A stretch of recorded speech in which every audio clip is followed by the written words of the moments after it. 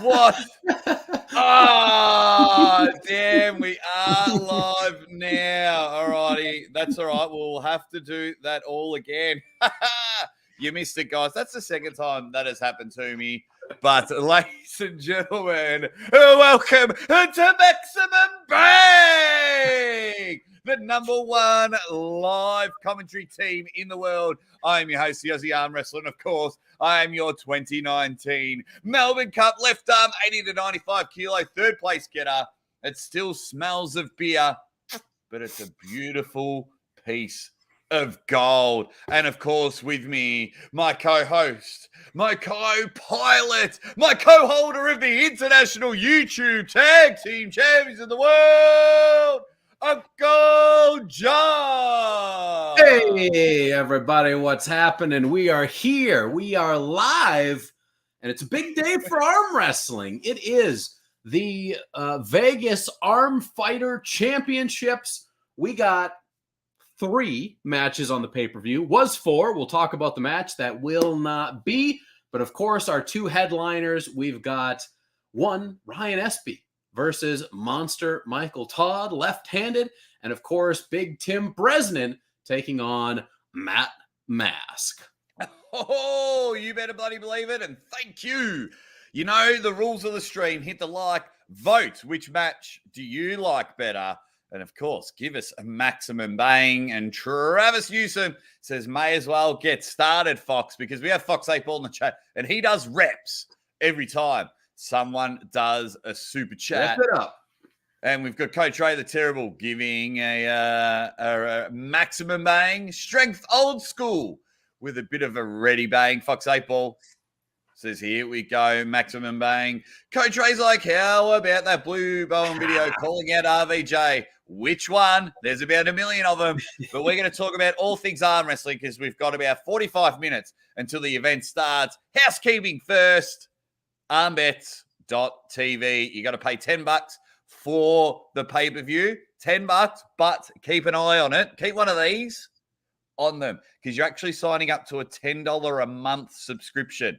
So if you want to give them $10 a month, that is fantastic. Otherwise, you know what to do. Yeah. Let's have a look. Everyone talking to each other. Dan John has just jumped in. He's also a Patreon supporter, the Dead Set Legend. And he says, my money's on Ryan and Matt. Ready, bang. And he's going good. Comment section, mate, is going nuts. Benji Mack, who is actually at the event. He is pulling. Nice. At this. He is pulling there. And White Wolf is happy that Sasquatch Sass is in the house. He went missing. Sasquatch, was that you at Michigan State? Did we watch you live? Remember how we were going nuts during the Toddzilla thing? Because we were like, is that the Sasquatch? Is that our Sasquatch? Is that him? Joe the Hammer Valentine just gets the old hashtag. Stop. It's hammer time. It is hammer time, which is all going good. Guys, we've got a poll. A cheers from Nova Scotia. Hey. Hey, go Canada. Hey, what's all that about? Little boot out in the boot. That's actually not how people from Atlantic Canada speak at all. That's more of an Ontario thing, but, you know. Benji Mack says, Jay, can you give us the most quiet ready bang ever? I just did. I cannot be quiet. I'm too excited. I'll try. Ready bang! I cannot do it. I cannot do it. We've got someone from Wales. Keith so Thomas. Thanks for the live stream, Keithy boy. Keith Thomas was in my live stream putting up some funny things. He taught me the word palaver. He said, palaver. I can't get the pay-per-view because it's too much of a palaver to be bothered with. And palaver, I looked it up and it means something that is way too complicated and way too ridiculous to actually do it. It's just too much work. It's too hard to do. And it is a little bit of work to get to armbets.tv. You got to sign up. You got to put your card in or PayPal, whatever. Sometimes it works. Sometimes it doesn't. Good luck, ladies and gentlemen. We are not associated with armbets.tv. But hey, even if you don't want to get it, you're going to have the live commentary right here with Aussie arm wrestler and Uncle Jon. The best tag team ever. Edwin, I believe you've got to look into your PayPal. I did mine through PayPal. So that's how I disable mine. Afterwards, Darko comes in with a super chat from Sweden. He says, ready, bang. Thank you very much, Darko. You dead set legend. And of course, before we start getting into the matches, I'm skipping through the comments. First of all, hit that like button now. We've got 110 people in the chat. And according to my stats, only 41 likes. Are you kidding me? Here we go. It's pronounced Palava. I don't know. Don't come to me for pronunciations or spellings or anything like that. You will not find your answers you're looking for here. Yeah, and we've all heard me talk. I absolutely butcher the language. I mean, Uncle Jon, what do we want to talk about first? Do we want to talk about these matches first? Do we want to talk about what is like the last 72 hours in the arm wrestling world has just gone bang. Right. So maybe we start off with a little quick Devon Levan recap and bring everybody up to speed, because Devon did put out a video recently. I know there's been like 700 videos that have been put out on this, but people are still asking about it. People are still hot about what exactly is going on. Now, this kind of started at King of the Table 3, because King of the Table 3, they significantly changed the rules as it pertains to how you do and do not get a strap. King of the Table 1 and 2, all you had to do it was basically auto strap. You wait 30 seconds. If you can't get a grip in 30 seconds, you get the strap automatically. There's no waiting around. You don't have to slip, nothing like that. So now at King of the Table 3, they said, nope, if you can't get your grip, then you're going into a referee's grip. The only way you can get a strap now is via a slip. Okay, everybody at the event was fine with that. Devon, not okay with that. Not happy about that. And he went so far as to say, the rules are in my contract. And he showed us his contract. And now let me be clear. The actual rules are not in his contract, but the contract does refer to what style of rules will be utilized, which leads me to believe they intended them to be the rules from King of the Table 1 and 2, because this contract was set in stone before King of the Table 3. So that's what set this whole thing off. And Devon was like, can't do it. We've got a contract, yada, yada, yada. Then Levan put out a post and was basically like, look, I don't know. There's no rules in my contract. I don't want to do, I'm an arm wrestler, not a strap wrestler, blah, blah, blah. To which Devon replies in a video, you're a pussy. £415 PU double SY. And that really set things off. That's what really engaged the drama. And Devon came back with another video just today saying that they had some kind of a Zoom video conference meeting, right? And he was shocked at the way Levan acted, because Levan left the meeting and the translator was just like, Levan doesn't want to talk about this anymore. And he was done. He was gone. He's out of there. Now, these are Devon's words. I don't have any way to corroborate this, but Devon just kept on saying, you're 415 pounds, Levan. You're 415 pounds. You're a person and a half of me. You're 1.5 Devon Larratt's. You don't need to be worried. You don't need to be worried. The question for all of you is, does Levan need to be worried? Does he need to be worried? New poll. I'm going to do that right now. And how good is Morg? Wrestling Corner. He goes, didn't know the hot tag. Talked about arm wrestling as well. James Nathan cleared up. It was just a text chat. not a Zoom. So it wasn't even a video. It was just all happening on text. So take this with a grain of salt. I don't know the reality of any of this stuff, but interesting to muck up the drama every now and again in the sport. Well, we had 165 votes, and 83% of you are more excited for Matt Mask versus Tim Bresnan. 83%. That is massive. That is massive. So then the new poll, what was the question again, Uncle Jon? Should Levan be worried about Devon? Should Levan be worried? Yes, because we're talking about a guy who is, 10 years younger than Devon? We're talking about a guy who's 115 or more pounds heavier than Devon. We're talking about a guy that has, a higher pedigree than Devon, a guy who's been on more of a roll than Devon. Devon should lose. Levan should win impressively. Wow. Does it sound to me? It sounds to me like there's doubt sneaking in the back of Levan's brain.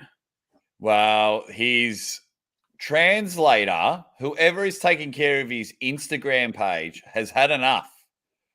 So I'm not going to show it, but I had a person slide into my DMs on Instagram. I was speaking about this the other day, and he asked why, Levan put up a poll or a story or something, and so this dude's like, check this out. And however true or anything it is, but it looks like it's come from the real Instagram page. And Levan's response is, F you and F that man who is lying bitch. Then proceeds to give him the finger. Then proceeds to say, give me oral pleasure, bitch. But in a 3-word. Then it's F your mummy, bitch. What? Yeah. I have not seen this. I have not. No. I'm not. I don't want to. Yeah, I've been talking about it, but what I might try and do. We got 155 Dead Set Legends in the chat. Nice. Let me just see if I've got a video, Uncle Jon. A photo quickly. Yep. All right. So I'm just going to send it to you on Messenger, and you can have a bit of a read and a laugh. That will help me immensely to see if this is legit. Oh, so this is somebody who messaged, replied to a story. That's weird. That's odd. And then Guy Allen says, Dead Set Legend here. Good to see everyone in the chat. Pseudonym says, hit the likes. We've got 168 people in the chat. You are here for you want live commentary. You want excitement. You want to get up and about. You know where to come, and that's why you are here. We do not take a day off when it comes to commentary. No. And 97 votes so far.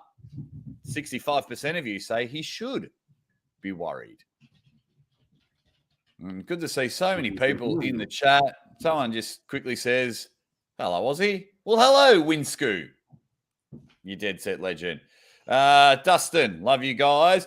Oh, we love you. And then we've got all of our good friends in the chat. Swedish Arm Wrestling. We've got Fox 8 Ball in the chat. We've got anyone and everyone. I saved a beer last night. It was stuck in a bottle. It's okay now. That's hilarious. I don't know why I found that funny, but I did. But yeah, it is. It's gone absolutely. It's gone absolutely nuts. The everyone's making videos. Devon was on a phone call on a live stream I did with Evan. We were talking about the strap, and he was still hot.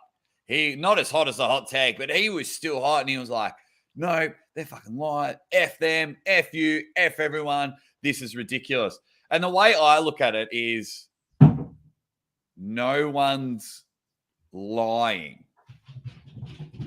No, so Devon's the rules are stated, and his 2.2 say they go off WAL rules, right? And then these guys are saying the rules aren't actually stated in the thing. So Levan and his team, he's like, are you blah blah blah blah blah, but it doesn't say auto strap this and this. So they're both We're both right.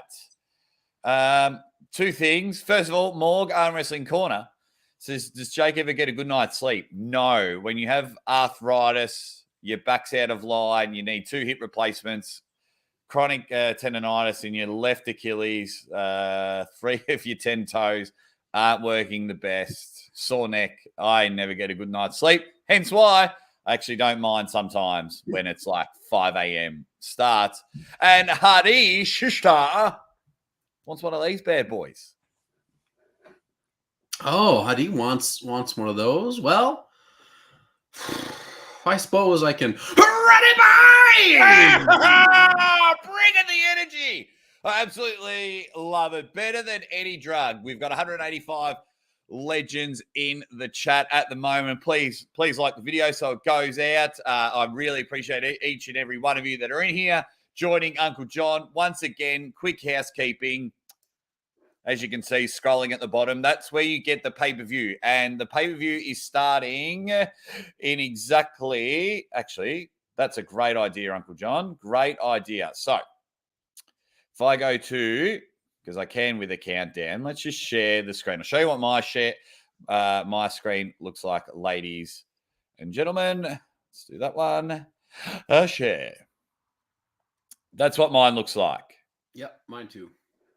So, they've redone it. Oh, wait. Yeah, if you refresh that page, the timer will catch back up. I got 26 minutes, 42 seconds. Yeah, okay. Why do I have to... I don't have to refresh anytime. But anyway, that's what mine looks like. Everyone, enjoy. Mm-hmm. I also really am enjoying the fact that everything is so split in the community, where there's some people that are just dead set on Levan's side, and there's some that are dead set against Devon. It's just it makes it really, really, really fun. It reminds me, like it's got a lot of Jordan versus LeBron debate about it. It's like, I will cut your throat if you say Devon. Well, I will literally feed your own foot to your mouth while shoving a pole up your ass if you pick Levan. It's just getting absolutely bananas. Then Ryan Bowen just sits there and goes, hold my beer. I'm going to have another go at RVJ. Right. Can't leave it alone. Bowen comes out with the video. It was just this morning for me. And he basically said, RVJ, what's up? I need to know. Am I training for you? Is this going to happen at King of the Table 4? Because King of the Table 4 is what? End of May? May 26th or something like that? No, end of June. June 26th. So we got like 2 months. We got a couple months, 2.5 months to get this going. So Ryan, obviously, like that was what the deal was. From what I heard was like, okay, it can't happen at number 3, then we'll have it at number 4. So from Ryan's perspective, I get it, right? He wants to know. Absolutely. He needs to seriously train for RVJ, but is it just going to be the same thing over and over again? So I totally understand his perspective. RVJ has been back on with a couple videos, but said nothing about the match, said nothing about why he's been gone. And, not that he has to, but, he's going to have to say something at some point in time. Hopefully, I mean, because RVJ, for me, RVJ is entertaining as hell. So I might reach out to Heather and say, let's talk about it on the show. So it'll be interesting to see. I love all this drama. Well, if done properly. Properly, the drama is good. I mean, already it got everyone. I do feel sorry for our superstars pulling today because it took all the focus off this. And, that was like last week with the Toddzilla Chan Shaw match because King of the Table was pushed back a week. You know what I mean? Like, took all the focus off that. But that's just marketing. That's just where we are. That is awesome. And speaking of awesome, 205 people in the chat. Nice. In the chat at the moment. Buy it there. But let's talk about why we are here. I'll get the the matches up. First of all, so if I show you this, everyone, there was supposed to be 4 super matches. We were supposed to have Bresnan Mask, Monster Uncle Todd, Espey, then what's that guy's name? Mike Fontenot. Fontenot? Yep. Against Jeff Frank. And then the last one is Sean Hancock versus Benoit. Yep. Unfortunately, Jeff Frank couldn't make it to Vegas. Yeah. Got the coof. Yeah. Got that old spicy cough. So he wanted to, it's Team Canada versus Team America. Fuck yeah. And he can't come. So if I go back to this poster, the third. This one is not. Geez, that was like our maximum bang high five. How do I? This match. Wow. Right. Fontenot. That match is not on. Not happening. So just the 3 super matches. Do you know much about Fraser Benoit? Yeah, Fraser Benoit's a killer. He's a killer. He's been around forever in Canada. I've commentated numerous matches of his at the Canadian National Championships. He at anywhere between 198 to 220. He is very fast, very intense. Really strong hit. I'm actually looking forward to that match quite a bit. I think it'll be interesting. I think it'll be a good go.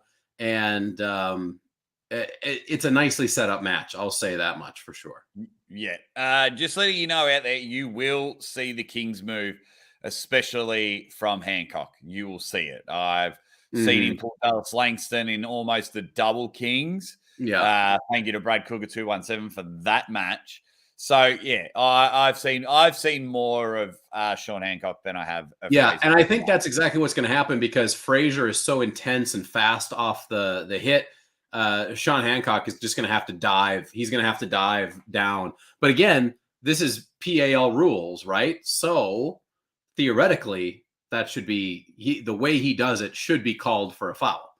But who knows what's going to happen? It'll all go. And they're just saying that where was the comment?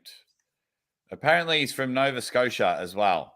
Originally from Nova Scotia, but now, ever since I've lived here, he actually lives out in Alberta near Matt Mask, I think, somewhere around there. There you go. So, I'm only just on seeing what I know. I'm going to go Hancock. Yeah, that's fair. I'll go Benoit on that just for I really don't know what the answer to that match will be. It's kind of one of those matches where we truly have no data points. I know they're both pretty good. The weekend of not this weekend, but next weekend, there are no matches on, are there? The next weekend? Yeah, 16th? No, possibly not. Possibly not. This could be a maximum bang bet. I don't really like that because it's a guess instead of a bet. Wow, that was the nicest way Uncle Jon could tell me to shut the fuck up. But we do have a bet. We do have a bet already on this card, which we'll talk about in a bit. That's right. Dude, I was literally 6 hours ago playing a wicked board game with, and one of my training partners in the chat says, "Good morning." Morning, mate. I didn't think you were going to make it, which is good. Everyone up and about. Guys, we are at 97 likes, 245 studs in the chat. Once again, we're going to get to the next match. This is a pay-per-view, armbets.tv. It'll say that you're signing up for a monthly membership, so keep an eye on that. If you want to continue your subscription with Armbet, that is fine. If not, just keep an eye on it for the next 30 days if you don't want to keep getting charged $10. So we will get to some questions a little bit later on. We want to talk about the matches, and then we'll probably get to more of your questions maybe at the end. Obviously, if your question's highlighted, it stands out a bit more, but we haven't got long until the pay-per-view starts, and we've still got the the two main matches right. to talk about. Like I've got, let me refresh as I waste time. 18 minutes until it starts, and we've got the two main events to talk about. Why we are all here. So, left hand. Love myself some left hand action. Monster Michael Todd versus Ryan Espey. I was trying to get Ryan Espey some clout. I was trying to get Ryan Espey talked about, and everyone was talking about him for a bit. Maybe it backfired. I don't know, because he wants to be number one in North America. He's happy to climb the ladder, but he wants that match with Devon. But he's got a task ahead of him. Top roll versus flash pin. What are your thoughts on this match, Uncle Jon? So this is a match where you look at it on the face of things, and Michael Todd should not, be winning. Realistically, he's not known as a left-handed guy lately or recently, because he's been all the rage right-handed. Now that the right has taken some losses, he's like, all right, let's try this left out. Now, don't get me wrong, Michael Todd's left hand is pretty damn good. Like, he just went through Robbie Toppy at the Monster Factory pay-per-view really impressively.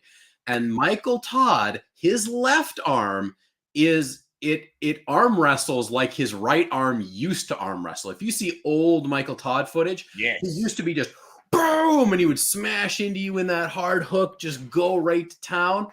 That's what his left does now, which makes me excited, because these could be some very high velocity matches. However, Ryan Espey's left hand is on another level, in my opinion.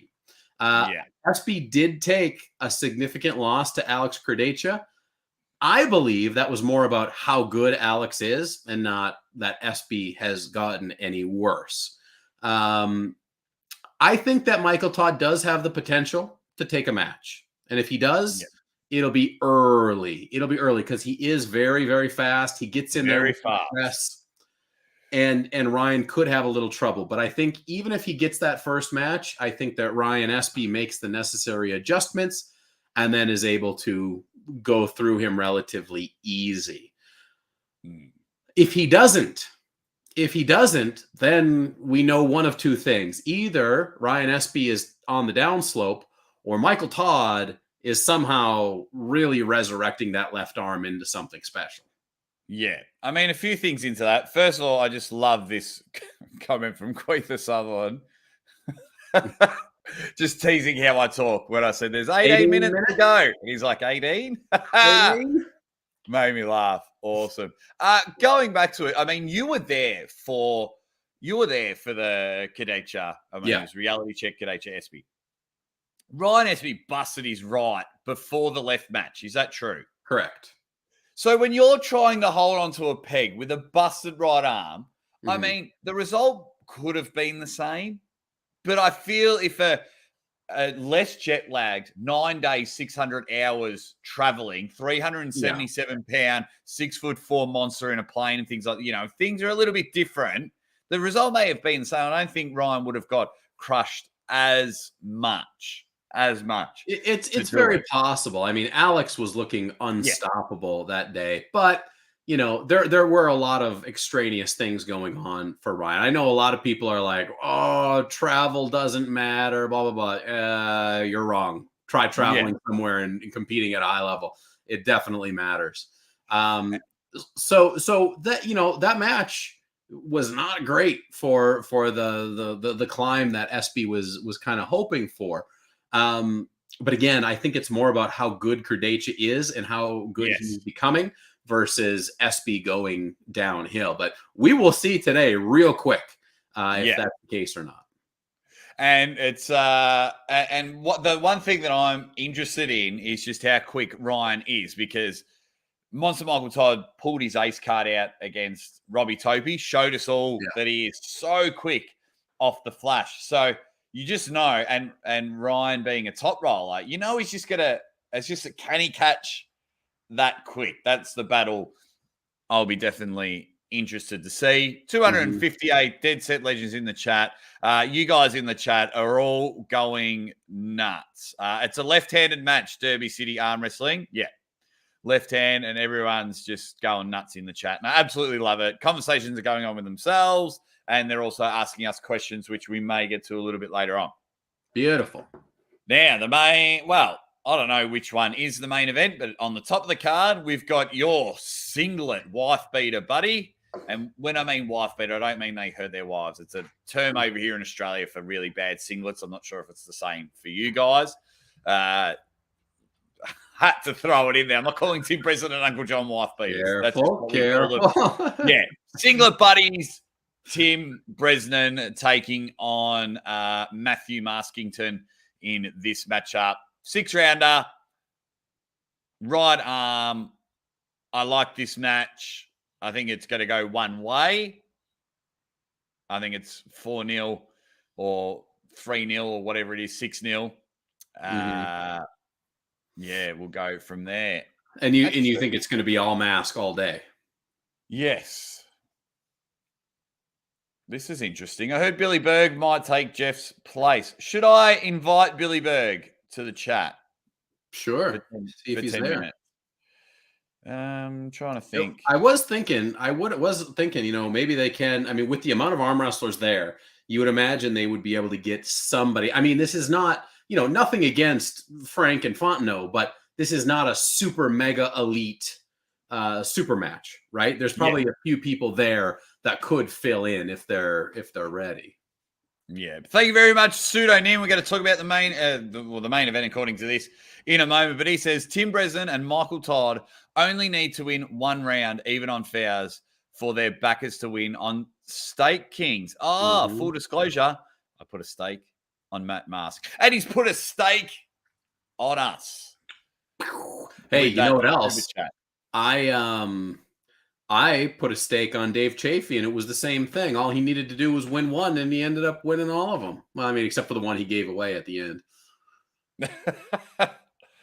But that doesn't count, which is good because because that would have sucked if Dave Chafee was a shutout stakes. You know what I mean? Yeah. Because imagine if it was, all Alex has to win is one, and then they did that little. That wouldn't work very well. I'm just going to slide in some messages, and because Billy Berg was the first one to reach out, and I was like, "Hey man, if you're around, just give us a quick 5-minute tour." There must have been a big contingent of guys from Winnipeg that went out there because they're attached to Ryan. Because Billy Berg is that Manitoba area. Oh, man. Everything's much harder on desktop. Oh, the old desktop. There you go. So I'm just trying to, I just want to go to the messages, and this is ridiculous. I can't even. Oh, I know what to do. Aussie arm wrestler slowly devolving.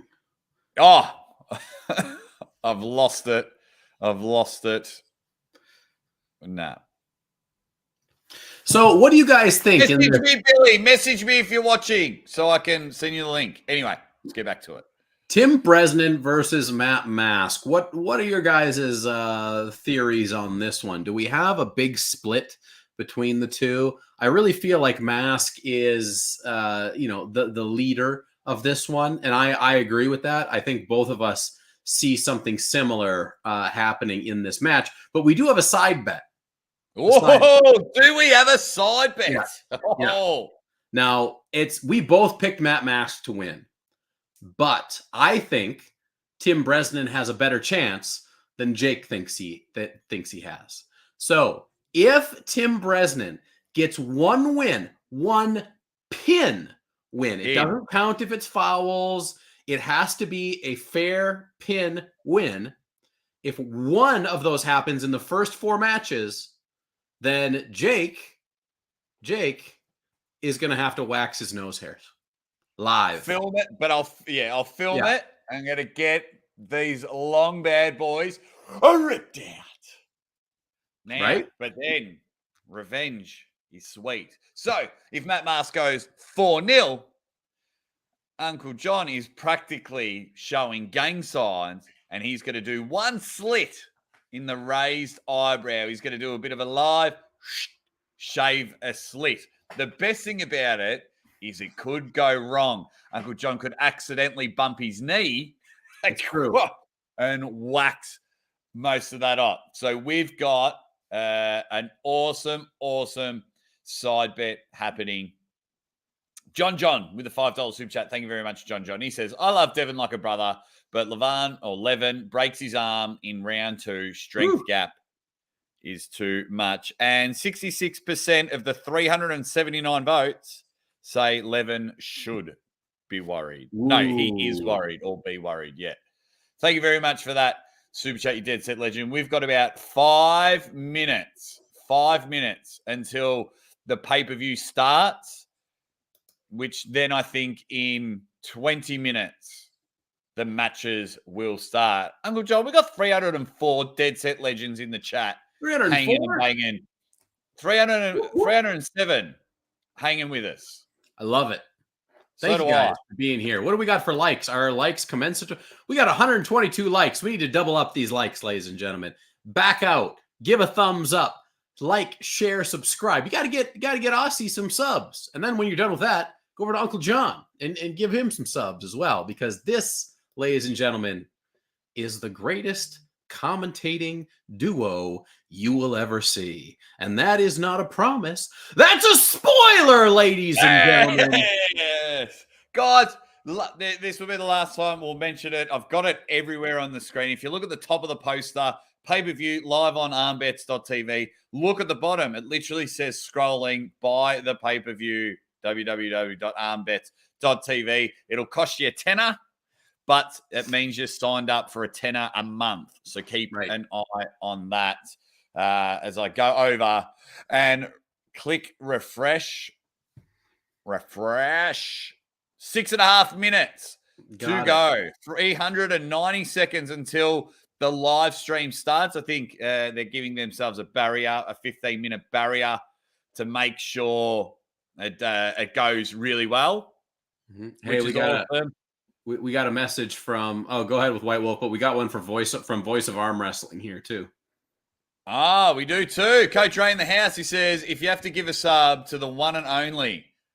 Whoa! Coach Ray, you dirty dog. What a dick, this guy. And I'm too scared to do a poll. I'm too scared. I think I know the answer. And aren't you all lucky that you will never have to make that choice?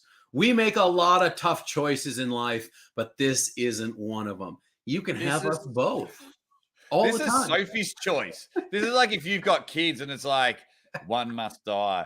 Coach Ray, I love you. That was a dick move. A great move, though. That's also, awesome. Coach Ray single-handedly ruining arm wrestling for all of us. A little round of applause. Everyone, a round of applause for Coach Ray, voice of arm wrestling, for ruining arm wrestling. Man, he's the one thing I love about Coach Ray. He's just so nice. Like, he's a really nice dude. Then, like yourself, like I can do, you say the wrong thing, and I'm flicking that switch. I'm coming for you. Coach Ray's got that in him, and I love it. And of course, I'm sure everyone that is in this chat is subscribed to the Voice of Arm Wrestling and following Coach Ray. If not, you're missing out. Even if you want, not only is he funny and entertaining, but he'll tell you how to train as well for free on his channel. Right. With Giannis. Good to see people in. One of our favorites in the Money Slam. Now that the opposite tag team is in the chat. What up, Marcus Thompson? You dead set legend. James Statham is here with a comment too. Coach Ray laughing at us. Ha, ha, ha. I just saw that in an evil one. Might not have been evil from Ray, but I just pictured like Skeletor. Yeah. Dick move here. So I just played a board game with this guy. He trains at my house. Look what you've started, Coach Ray. I'm just gonna scroll past all the comments. You'll want James Statham's. His is just under that a little ways, I think. Or maybe above it. Michael Jordan in the house.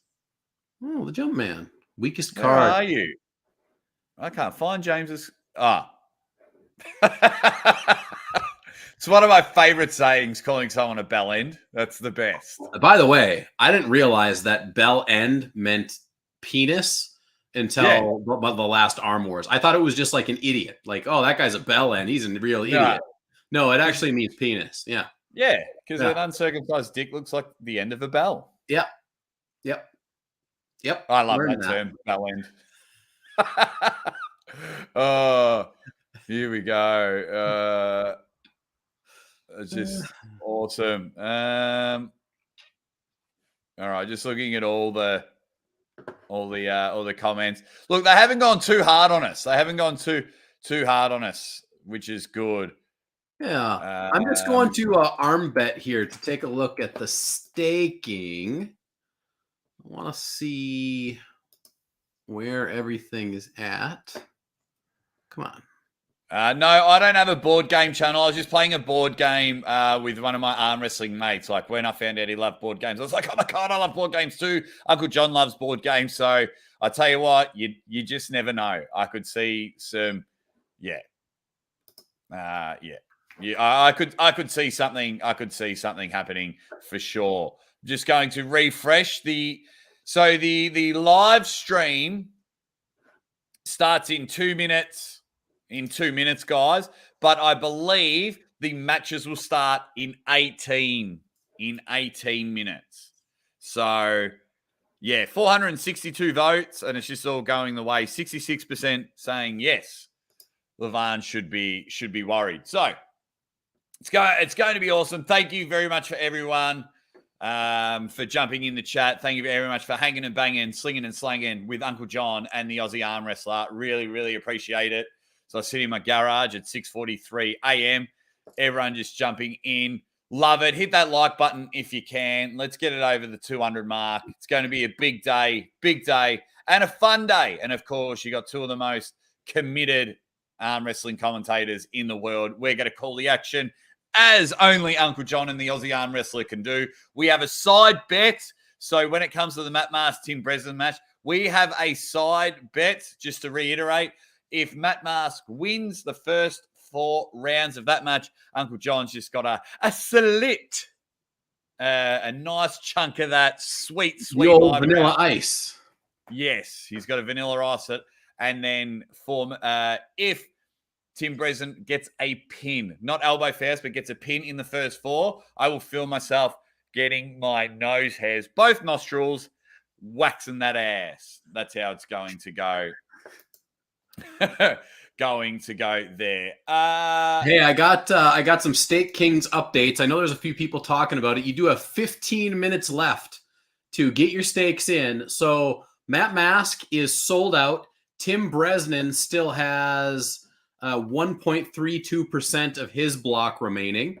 Ryan Espey is sold out, and Monster Michael Todd has 8.35%. So if you're looking to vote or bet stake on Tim Bresnan or Monster Michael Todd, you got another 15 minutes to do it. Yes. And BPJ is very nice. Jake doesn't look a day over 60. You jerk. No, absolutely love it. Guys, once again, $10 pay-per-view. Go and buy it, but you are signing up for $10 a month. So $10 a month. Pseudonym with us. Thank you very much for the super chat. We do appreciate it. Posting for John beyond. Oh, yep. Unfortunately, the super chat option isn't available in his region, but you're both subbed. But I am subbed to both channels and love this duo. Love you, Pseudonym. Love you, John, and love you, every single person in the chat. I did just have my screen change over on armbets.tv. It's now changed to the Arm Fighter Championships logo, and it's just sitting there. Do we want to join the chat over there? I don't think so. No, I mean, I'm going to join it just so I can see what people are saying, but we will see what happens. Oh, we got Ryan Turner. Ryan Turner! Why is Ryan Turner? Ryan Turner! By the way, everybody go to Arm Wrestling Forum, armwrestlingforums.com. by the way. It's a great place to go. That's where we're doing all our predictions. But Ryan Turner is over in the chat for armbets.tv and not the chat here. What's up, Ryan? What's up, Ryan Turner? Come on, brother. I just wrote, why aren't you with us, Ryan? Okay, so I've just clicked unmute, but I don't know. I don't have a mute button. Interesting. Now I've got no sound. Whoops. Oh, you just go to the bottom right. There's the little volume bar that you can click on. Yeah, I don't have it. Really? Really? Oh, yeah. All righty. I got to address a few things. For some reason, it won't come up on the screen, but thank you to Neil Pickup's wife's boyfriend. He has just joined and become a banger. So nice. really, really appreciate it. Oh, hang on. Yes, there it is. Nice. Oh. Hang on. I got to turn my shit down. I don't want copyright. Because it sounds like Rocky. Eye of the Tiger. Yeah, it'll get you. It'll get you. Oh, that was close. Okay, let's get back to it. Thank you for becoming a banger. Absolutely love it. Criggy, our man, says, can't pick anyone. Love you both, brothers. Who will go ready spank? That was on I did a ready bang like in the comments when Pradeep, Ryan, and SG Records were going, and everyone was getting stuck into me about it. And Criggy sent me this. He goes, I found Ready Spank really funny, which is good. And then the money slam. Stop it. Yes. And when I mean stop it, I mean don't. But we really appreciate, really, really appreciate it. Thank you very much for that, Mugs. You know, I message you on LinkedIn, say thank you. Because I'm going to start plugging his shit on my channel soon because he does everything for us. And he says, for my two favorites, serving the arm wrestling community, the hard work you put in is not easy. From all the community, maximum bang. Thank you very much. Thank you. Thank you very much. You're dead set legend. I'm just going to leave that there as the comments. Yes, Neil Pickup's wife, boyfriend, you have just joined. I'll leave that super chat up there for a while. And so I've just got only 81 people watching the pay-per-view and 300 people watching us because we're way better. Way better than iBets.tv. Woo-hoo-hoo-hoo. That's just how we rock and roll. We hang and bang, sling and slang. Yeah, that's awesome. I don't care what's going on that. No, so I've still got nothing, which I think that was going to happen. Alrighty. Thank you very the money slayer Marcus Thompson. I'm going to have him on the show soon, and I will ensure you're on the show with us as well, Uncle Jon. So we might meet up 15 minutes beforehand. Beautiful. Because so we can have a chat first and then get on the show. Love it. All you dead set legends. I reckon we've got about 10 minutes till the first super match starts. Get all your bets in of who you think's going to win. Has anyone got an outlandish, like I think Matt Mask isn't losing a round. Does anyone have an outlandish bet, a prediction? What have we got? Come and talk to us. It doesn't even have to be about today's event. It can be about something in the arm wrestling world. Right. Because the arm wrestling world, has there been a hotter time in arm wrestling in your 10 years, Uncle Jon, than right now? I think we are on the upswing of something very special. Nothing has been, obviously the last 2 years were way low. Like low, because we just didn't have, we had a lot of activity, but we didn't have a lot of matches, right? Yeah. Now, here we are, week after weekend after weekend, and there's more and more and more. And I think it's going to get busier before it gets quieter, to tell you the truth. And I think people are on the path to doing some very big things. And oh, mate, we are rocking. Even I'm going to run a day of super matches. I'm talking to a brewery. I found another club up the road. They're just good dudes, entertaining. Let's have a day of super matches. It's going to be good, so I'm excited for that. The Money Slams tag team partner, White Wolf, comes in and goes, stupid drunken subscriptions. I think I'm even subbed to this channel. This time I will remember to unsubscribe too. Trailing off in the... and then hits the computers. What? No Foster's in Scotland. We don't drink Foster's in Australia, but I loved it when I lived in England. Foster's is just an Australian beer, and I absolutely loved it. But only over there. Over here, I would rather the neighbor's cat piss in my ear. Wow, that tells you something. Yeah. Some of the predictions bet Tim has a gun on his hip during the match. Very, very possible. Very possible. This is Vegas, right? It's Vegas. Like, you do whatever you want in Vegas. Thank you very much, Marcus Thompson. He says, cheers, boys. Cheers to you. Can't wait to have a beer with you. Got to look after the best guys on the tube. Thank you very much for that. Scotty Boy says 6-0. Eric says, I bet Rebecca Todd finishes for Monster Michael Todd. These are some of our outlandish predictions. I love the Todds. Dan Jean, 6-0 to the Monster Michael Todd. Oof. I wouldn't even know where to watch this match without Bowen.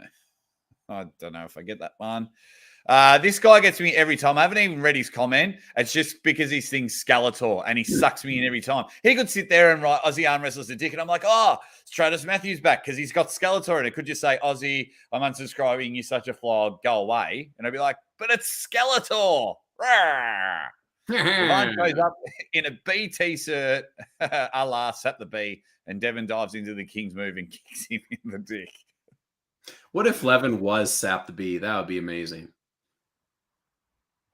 Very, very good. Wow. Stop it. I tell you, oh, yes. I don't know if I want to say this live because people might steal our ideas. Man, Martin Peck says, Ryan, 3-0. The event's basically beginning in about 7 minutes. Supposedly. But remember, This is arm wrestling. Arm wrestling rarely starts on time. Yeah. Phil, mate, thought we were buds. You think I've got burner accounts? I haven't even got enough time for this account. But someone that denies it as hard as I do could be guilty. Dun, dun, dun. If you come out as Sap the Bee, I'll be impressed. Wow. Real impressed. Oh, someone make me the Scooby-Doo meme. Fox 8-Ball could be onto something. Oh, Danny Tesh. Maybe. I don't know. I've only seen Danny Tesh speak like 3 words ever. Yeah. But, Yeah, I'm with you, Timmy Turner. Even though I do like Devon, I do love the amount of money Sap the B is spending to... You got to respect. You got to respect it, right? On some level. You have to. Yeah. Uncle Jon, can you tell me how many likes that we're at? And can someone in the chat give us a good poll topic? Time for a new poll, as we've got 352 dead set legends in the chat hanging out with my favorite Canadian, Minnesotan Canadian, Uncle Jon from Uncle Jon's Arm Wrestling Show, one of the most entertaining arm wrestling shows on the planet. He is my co-host for the Hot Tag, the best pro wrestling show, but we kind of got exhausted after WrestleMania and forgot to make content this week. We've been a bit busy doing other stuff. Let's pump quickly, guys. Let's get it up to 200. We're at 188 right now. Go. Hit that like. Please. We appreciate everyone. If just quickly plugging both of our channels, if you are a UFC fan, I'm commentating the UFC in 5 hours. I'm going to try my first hand at UFC commentary. So letting you know, but it's all about arm wrestling today. Yeah. Hey, can you go to this comment from Christopher John? Yes, I was looking at the same one. Stop being the same as me. He says, arm wrestlers should compete more often. Maybe the sport would get better. Fighting once a year doesn't keep up my interest. We're kind of locked down for 18 months. Yeah. Now that we're able to travel. Yeah. So a lot of, for anybody who's just coming into the sport, it is somewhat of an issue, but not as much of an issue maybe as it seems like, because COVID did shut a lot of people down for a long time. Now, during that time, arm wrestling has changed significantly, right? There are now, I mean, it was like this a bit before with WAL, but even then, guys were arm wrestling, 2-3 times a year at the least. And now it's like for the top guys, it's really like, give me that big one. And then it's like, oh, I need 6 months to get so crazy enormous that's how long it takes. And you end up doing maybe 1, maybe 2 matches a year. Now, under that, if we look at, generally speaking, other arm wrestlers, that's not how it works. That's really an elite level thing, in my opinion. A guy like me who's not elite, but is pretty good, like I'll arm wrestle 100 times this year for sure. Yeah. I mean, I arm wrestled 45 times in a tournament in Philadelphia. So, yeah, I've had 4 or 5, I've had 5 super matches already this year. So, it is a problem and it isn't a problem, but I agree with you. I do think everyone should arm wrestle more, just because I love it. Yeah. And it will happen now that they're more the travel, but now that money's involved and things like that, really appreciate it. And it's going to happen. We're going to get more and more arm wrestlers, maybe from not, your top 2, top 3 in the world, but we will get plenty more. Like Matt Mask is pulling like 3 or 4 times the next month. Monster Michael Todd's on a rampage. It is awesome. J Mania 82, thank you very much for your super chat. Yeah, dead set legend. He says, how can I watch either of the matches, Matt or Todd match? Also, you are both awesome. You're awesome, J-Mania. Armbets.tv, $10. You got to sign up to watch the pay-per-view. But just be careful, it is a $10 per month subscription. So once you sign up, keep the subscription if you like, but we will go from there. Steve Nichols, you got a question or anything? Thank you very much for your super chat, super sticker, or anything, Steve Nichols. Let me have a look. Have you got a question, Steve Nichols? Have you got a question or something that you want to have a chat? Because I think the first match is going to start soon. But thank you very much, Steve, you dead set legend, for that. But if you've got something, if we can just keep an eye out. Polite. Oh, there you go. Oh, where'd he go? I'll do it right now for you, Steve. I just saw it. I've clicked the wrong button. I'll do that right now. For you. Yeah. Slap it up. This will be a good one. Oh. I think that match will have so much hype going into it because of the history between those two. And I mean, I guess I don't even know if people now are aware of the history between the two of them, of how they pulled like a million times back in the day, and, the back and forth that they had. And, they lived very close to each other for a certain period of time, really, helped Todd get to this next level. And then Todd has obviously gone into this extra, human thing, but they know each other very well. Right. And I think that's what makes that match so interesting, is the fact that, they've arm wrestled each other a bazillion times. They know what's coming and what's happening. It just hasn't happened in a while. Yeah, absolutely. And I'm telling you, it's going to be King of the Table 5 main event. You heard it here first. Ooh. I like that. MMA commentary be like, who's MMA? I don't know. Monster Michael Eric? Yeah, well, I've seen this pop up a few times. I'm like, who's MMA? And I don't know. Lachlan versus Porkchop needs to happen. I'd like to see that match. Lachlan's going over at the end of May to pull Vrej. And we'll see Porkchop versus Todd Hutchings. So that will be at least comparable somewhat with the match that Lachlan had with him. Yeah. White Wolf, thank you very much. You dead set legend. He says, has anyone ever noticed Monster Michael Tom's And then we're on at the same time. That is very strange. Funny? Why? Why do I find this so funny? That's hilarious. Thank you, everyone. The chat is going absolutely bananas, but that just made me laugh. Kevin, Big Kev, Tamki. Sorry if I pronounce your last name wrong. Thank you very much. He says, it doesn't get much better than this on a Saturday arm wrestling pay-per-view with two of the best arm wrestling commentators. Yeah. Nailed it. I mean, got it. Yeah. I've got some action on the stream. On the stream. We've got Corey Bresnan warming up with Tim Bresnan now. I see 217 Brad Cook in the background. Looks like he's going to be filming, so expect some high-quality edits of these matches. And who's that guy? Who's the bald guy in the corner? Oh, that is Bill, and Bill is the guy behind High Dollar Entertainment.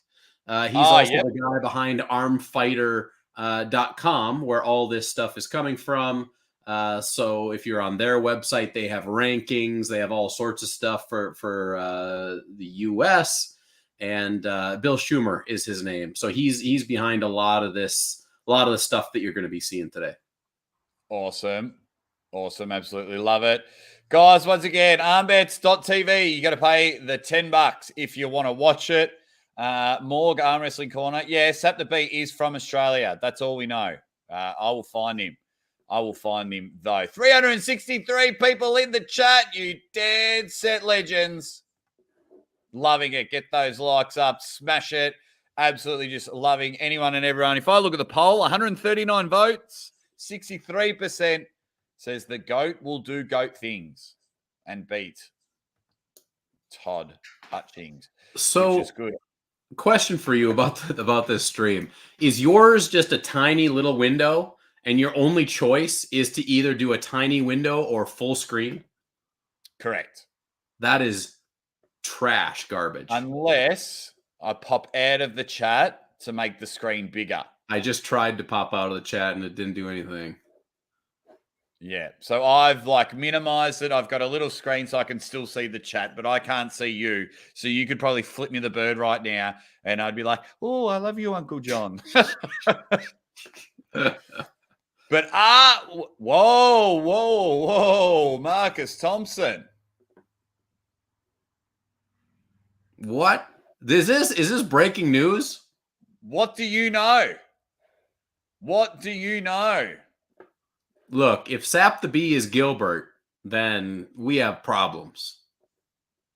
There we go. Right. I want to break the comment section now. One of my favorite things before the first match starts, let me know from where around the world you are. I love seeing that a guy from Melbourne, Australia, a Minnesotan Canadian, and how we can absolutely just get along, reach out to each and every one of you from around the world. Hey, I just got a hot tip from James Statham. I'm sure this is why they pay him the big bucks. On my iMac, I can just push Command Plus to zoom in on the screen. So now I can have a big screen. I don't have that. I just have a laptop. Well, then there's probably a different command for you. I can't be bothered. I'm going to read where everyone, Arizona, Tennessee, someone's claiming they are Sap the Bee, Chicago, Winnipeg, Manitoba, Louisiana, Maryland, South Wales, Ohio, from the UK, Southern California, Western New York, Germany, Sweden, Texas, Holland, Kentucky Fried, USA, England, Germany again, Belgium. Man, this is ridiculous. UK, Virginia, Germany, Ohio, Sap the Bees, Gary Roberts. I got the referees on the screen at the moment. Sweden, Saskatchewan, Upstate Dairy Farmer, Chile in the house, Cajun Country, Nova Scotia, Tennessee, Winnipeg. I live in Kentucky, though. Scotland. Vancouver, British Columbia. France, Paris. Control Plus. Someone's trying to help me out. I don't have a plus. I've only got a volume plus. Finland in the house. Oh, mate, this is our... Oh, Uncle Jon's not even here. Adiramanda Galaxy. Windows is Control Plus. Yeah. Oh, okay. Man, Belgium in the house. Austin, Texas, Michigan. Lunar Base. The moon. We're reaching people from the moon. Mother fluffers, as Neil Pickup would say. Another person claiming they are sappers. Okay. I don't want to make it full screen, though, everyone. Man, it just blows my mind. Italy in the house, heaps of America. Boston gives me a ready bang. Man. People are from different galaxies. We've got like Finland, Belgium. I didn't realize you were gone. I'm naming all these things. I'm like, John, we've got all these people. And then I moved the window and you weren't there. Man. Mate, Levan's basement is in the house. Yes. This guy's in the dungeon. Man, I bet it's moist. I heard Darren's actually a really good puller, this Darren Bills. Oh, Darren Bills is a good puller. Yeah. There you go. So I did hear right. Another person claiming they're Sap the Bee. Mate, New Zealand in the house, Mississippi, it's all happening there. This stream is global. 100%, man. I'll commentate darts if it fits in. I'll commentate darts. I know a lot about darts, actually. Mars is in the house. Wow. This is, mate, all right, I've got to scroll up now. There is so much. Thank you very much. Someone wants to claim that they're not Sap the Bee. Yes, Levan's basement. Levan's basement is musty. Man, Bahrain in the house. The reason why I asked this, guys, I don't know about you, Uncle Jon, but it just blows my mind that you and I are just hanging a bang and literally the world has tuned in. Yeah, it's awesome. Amazing. I love it. Absolutely. Oh, mate. Just having a look. Just making sure I haven't missed any like members chats or super chats. Awesome. Because there's so many chats. Oh, we got match number 1 starting up. It's Fraser Benoit in the red on the right side of the screen and Sean Hancock on the left. Now, we briefly talked about this match, but here's what you can kind of expect. Sean Hancock, this is left-handed too. I thought it was right. It doesn't really matter. Same thing's going to happen. Control Plus worked for me. Mine is bigger. Hey. Luke Kint, you've got to buy it on armbets.tv. Sorry, Uncle Jon. Armbets.tv. And that's where you got to buy it. So we're getting these guys. They're going right to the strap. So they must have agreed. I don't know if all the matches are going to be in strap or what, but they are going into the strap. Sean Hancock doing this thing he does where he puts his entire tricep, bottom of his arm, on the pad and really tries to get up, just as high as he possibly can. Fraser Benoit really standing up nice and tall. Fraser Benoit is going to hit with a lot of power. I expect Sean Hancock to go right into that King's move position. Now, it will really depend on how tightly they're calling that to see if he gets in trouble with his position or not. I would expect Fraser Benoit to do fairly well off the go, but the question is, if Sean Hancock gets into his King move and starts getting that pronation to work, can Fraser make the changes necessary? It'll be interesting to see, guys. You've got Sean Hancock in the blue, Benoit on the right. Let us know who you think is going to win this left arm matchup. It is going to be absolutely insane. Thank you, everyone, for joining Uncle Jon and the Aussie arm wrestler. And you know what is coming in this first round. Arm wrestling's greatest catchphrase. And, of course, we're calling the action here. Left arm fuckery. We love it. We're about to have our first match of 4. Ready? Oh, false start. Just click the gun. That is a foul on Sean Hancock there. That so treating this as straps plus referee's grip. So I'm assuming that was a foul and not a warning, but I'm not 100% Yes. sure. Yeah, foul. So Foul. one foul on Okay. Sean. Here we go. Sean's hand is closed. It is wrapped around. Fraser's ready. Bang! And it's a huge hit. And it started early from Sean Hancock. He's done exactly what we thought, straight into the King's move. But Fraser Benoit had all the energy there. I thought that was an early start. Way early. Just disgustingly early start from Sean Hancock. Yeah. So Fraser really needs to look at that, think about that, and he needs to take a false start and get some payback on that one, because that was egregiously early. Egregiously and I just saw the hesitation from Leonard Harkless. He was like, "Oh, are you going?" Yeah. That was pretty. I would like to go back and see replay of that, but that from my eye, it looked pretty ridiculous.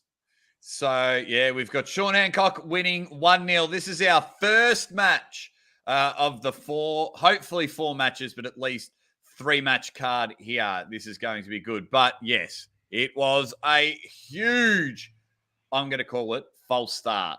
Huge false start from that one. But yeah, it looks like they're in the foyer of a hotel, because you always see that, like that carpet. Classic floral weirdness carpet and the beige walls. Yeah. So they're just having their break at the moment, guys. Yeah, I'm sure they have a full 60 seconds between each match. So in that first match, again, Fraser Benoit did not look very good. He was taken within an inch of the pad immediately. But in my opinion, Sean Hancock had a humongous early start on that one. And I don't know if they really want to keep these matches going, because that would have been a win for Fraser. If it would have been called as an early start, that would have been a win for Fraser, and we would have not even seen a match. That's right. They're going straight into the straps again, by the looks of it. Guys, can we get to 300 likes? If you're hanging and banging with us, if you can just quickly punch that like button. Our stream might not be slow. It's just the way we talk and get to you. So you may need to pause it. They're getting strapped up now. That's YouTube has the delay, guys. YouTube has a delay on live streams. So you might need to slow your stream down to match our live. We can't control that. Thank YouTube. Yeah. So all I've got is just 4 bodies in the middle of the table trying to get that strap on. I'll just see if anything significant happens to try and sync it up, because it looks like everyone's just frozen at the moment. No one's moving. Leonard Harkless just pulling that strap down. Brad Cook walking closer to the table. I don't know why, but he does a ripper job over there at 217. Really good guy. And the bottom ref just went down. Now they're playing around with their hands. How do you see round 2 going, Uncle Jon? So one of 2 things is going to happen, and hopefully Fraser Benoit is a little quicker off the go and gets his own cheat in there. Really needs to get off that firing mark. He can do it, but man, Sean Hancock just taking it straight to the pad. That was a fair start. And that was very impressive from Sean Hancock. Fraser Benoit going to need to change something up significantly. Yeah, or he's about to go 3-0 down. It was basically cup, King's move, bang, and that was a shorter match. Guys, I know you can't slow the live stream down, but you can press pause and wait a second or 2. The beer man is in the house, Evan Burgoyne, and he says 3 letters. Wow. Oh, wow. Evan doing some amazing thing on his channel. He had people sucking in helium, calling Ready Bang and things. He's on fire at the moment. And, of course, he's our friend, and we absolutely love it. Guys, we are into round 3 of our first matchup. Sean Hancock is winning 2-0. 2-0 in this one. They're having their minute break. It's a shame. Not a shame, but, just the difference in pay-per-view and live streams, especially coming from Arm Bets. Right. All the others, we've been able to see the people. They've moved the camera. Now I'm just getting the 2 referees talking. You know what I mean? Like, I think I was expecting just a little bit more, but that's just me. All righty. You can't pause the live stream and delay it only what he's acting. Oh, okay. I'm not sure what is going on, but here we go. Sean Hancock is feeling good. He has won 2 quick matches. And he's even got his own hashtag on the poster. But people just want to say ready bang, not boom. And he's doing the same again. Full tricep on there. Wants to get super, super high in the grip. Does Uncle Jon, does Fraser have anything?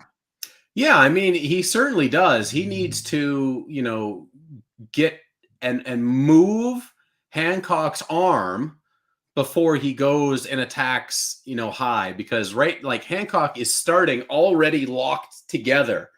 And so Fraser really needs to blast him out of his power area and then go after the smaller things. I would like to see him just smash sideways, get Hancock twisted a little bit so he can't, get that full purchase, and then start going to work. The only question is, is he strong enough and is he fast enough? Well, there's only one way to find out. They are playing around and gripping up. Sean Hancock is busting on the left side of the table. He's in your blue shirt. Fraser Benoit, if you are watching along, is in the red shirt. They are strapped up, ready to go. Leonard Harkless is going to try and sort them out as he taps them on the wrist and says, "Excuse me, gents, fix your fucking hands so we can get this match going." Bang! And it's the same again, but the power from Fraser Benoit. He is redlining like a tomato, but it is just too good, too strong. That King's move from Sean Hancock was just a bit too much, and it is 3-0 to Sean Hancock. I think it's just going to be the same again. 3-0 to Sean. Beerman says Fraser needs to contain a full hook and stop Hancock from advancing. Well, yeah, but clearly that ain't going to happen. I mean, he's tried that 3 times in a row now, doing the same thing. He needs, in my opinion, he needs to be much more aggressive. He needs, I don't think he's getting the hook in. I don't think that's happening. I think, Sean Hancock, that movement that he's doing is just too strong for Fraser to get that hook in. So he needs to blow him across, get that elbow and that arm to move, get him outside of his shoulder, and then try something. You got to take a different angle than the last 3 times, period. Yeah, and Fraser Benoit, you just need to, be aggressive. Be aggressive. Be aggressive. Oh, and then your man comes in. Yes, he says, Sean, too much now. I don't think it matters currently. Yeah, I agree. There you go. Some of the comments, they distract me and they make me laugh. But every time I click on a comment to put your comment on the screen, guys, it's a bit of work. Leonard Harkless just looking at the time, making sure that it's only a minute. Here we go. Round 4 action. Get to the table. It looks like much is the same going to happen again at the Arm Fighter Championships in Las Vegas. The winner takes it all. Fraser, you need to pull your head in and have a crack. Get on the phone to Uncle Jon or the Beer Man and say, what do I do here? Looks in phenomenal shape. Shoulders for days. But Uncle Jon, if you are Fraser right now, what are you trying? Something else. Something different. Fraser, has some different areas, but he might just Sean Hancock's style is not something that you see a whole lot of. He's got a very unique, very weird style, and Fraser just might be, put off. And truth be told, it just looks like Sean is too strong at this point. Yeah. So, it's looking like it's really hard for Fraser to move him anywhere into a negative area. So I don't know, maybe he just rips as high as he can and tries to compromise his hand a little bit. Who knows? LIFT, Fraser, you need to lift. Find something deep in that ball sack. Put it on the table because you are 3-0 down and we want you to try and stop this King's move from Sean Hancock. Maybe flip your hat back around the front way because it looks like the front way hat is beating the backwards way hat. And here we go. We are ready to start round 4. Fraser Benoit on your left, Sean Hancock on your right. Leonard Harkless, the referee, just sitting there trying to fix everything up with all the broken pieces on the table. He's just pushing everyone back. He's just throwing his weight around. Round 4. Ready. Bang! Fraser Benoit with the stop, but it is just too much. Could not get it. He just went straight outside his shoulder. His body went and forgot to take his arm with him. And that King's move was just too much. Well, he was doing 4-0, Sean Hancock. He did basically exactly what I was hoping he would try a couple rounds ago, which was really go straight to the side. And he did move Sean, but Sean was just too much up here and just took the hand right over and went for it. Yeah. There you go. So it's 4-0. Will they pull the... So now that it's 4-0, what do you think of pulling the next 2 rounds? I'm big on, the match is over. Yeah, well, that's because you're a big pussy. Look, I'm just more like they're just gonna have a play around and things like that. And I think this is the more likely you're gonna get injured or whatnot. But well, here's the deal, right? Like, if I don't know, if I'm going to pull six rounds at Arm Wars, let's say, there is no way I'm just not participating in the last 2 rounds, right? Like, if the other guy leaves, that's a different story. But for me, I will go hard to the end, because for me, a lot of people, it's just like, you win or you lose, and that's the end of the line. But that's not it for me. The battle is what's it for me. The challenge is what it is for me. And, whether that's good or bad or ugly or otherwise, I don't know. That's up to each person. But for me, I will always go hard, because it's just some kind of, warrior spirit bullshit or something like that. But I feel it. Yeah. Look, I get it. But first of all, don't ever call me a pussy again. I think the entertainer in me would like double entendre myself. I'd be like, hang on, I'm on pay-per-view. Let's get some TV time here. Yeah. And I would, I would probably pull again. But as someone watching it, I'm just like, this is done. But we'll see how it goes. Sean really wants to get his, He's 6-0 in there. And Sean Hancock has got 1 win for Team USA. Yeah, that's it. That's true. Beerman did give me a little shout out here. Where did that go? He said, straps with major pronation to deal with Sean. I'd like to see a healthy Uncle Jon pull him. That'd be interesting. I don't know. Did we ever find out what the actual weight of these guys is right now? I thought they were hanging maybe at 220, but maybe they are like 198-ish. Well, they're looking bloody good for 198. Round 5. Can something different happen? We're in the middle of the table now. Thumbs up. Ready, bang! And another early start from Sean, and he's just holding on. He's just going to bleed Fraser out. He goes, I'm going to let you have your TV time, but he's just got him in a King's hook, looks at the Aussie arm wrestler, Uncle Jon, and says, no way. And what have we got there? An elbow foul. He was just toying with him in that one, trying to get a bit of TV, but it was just the same as the first 4 rounds.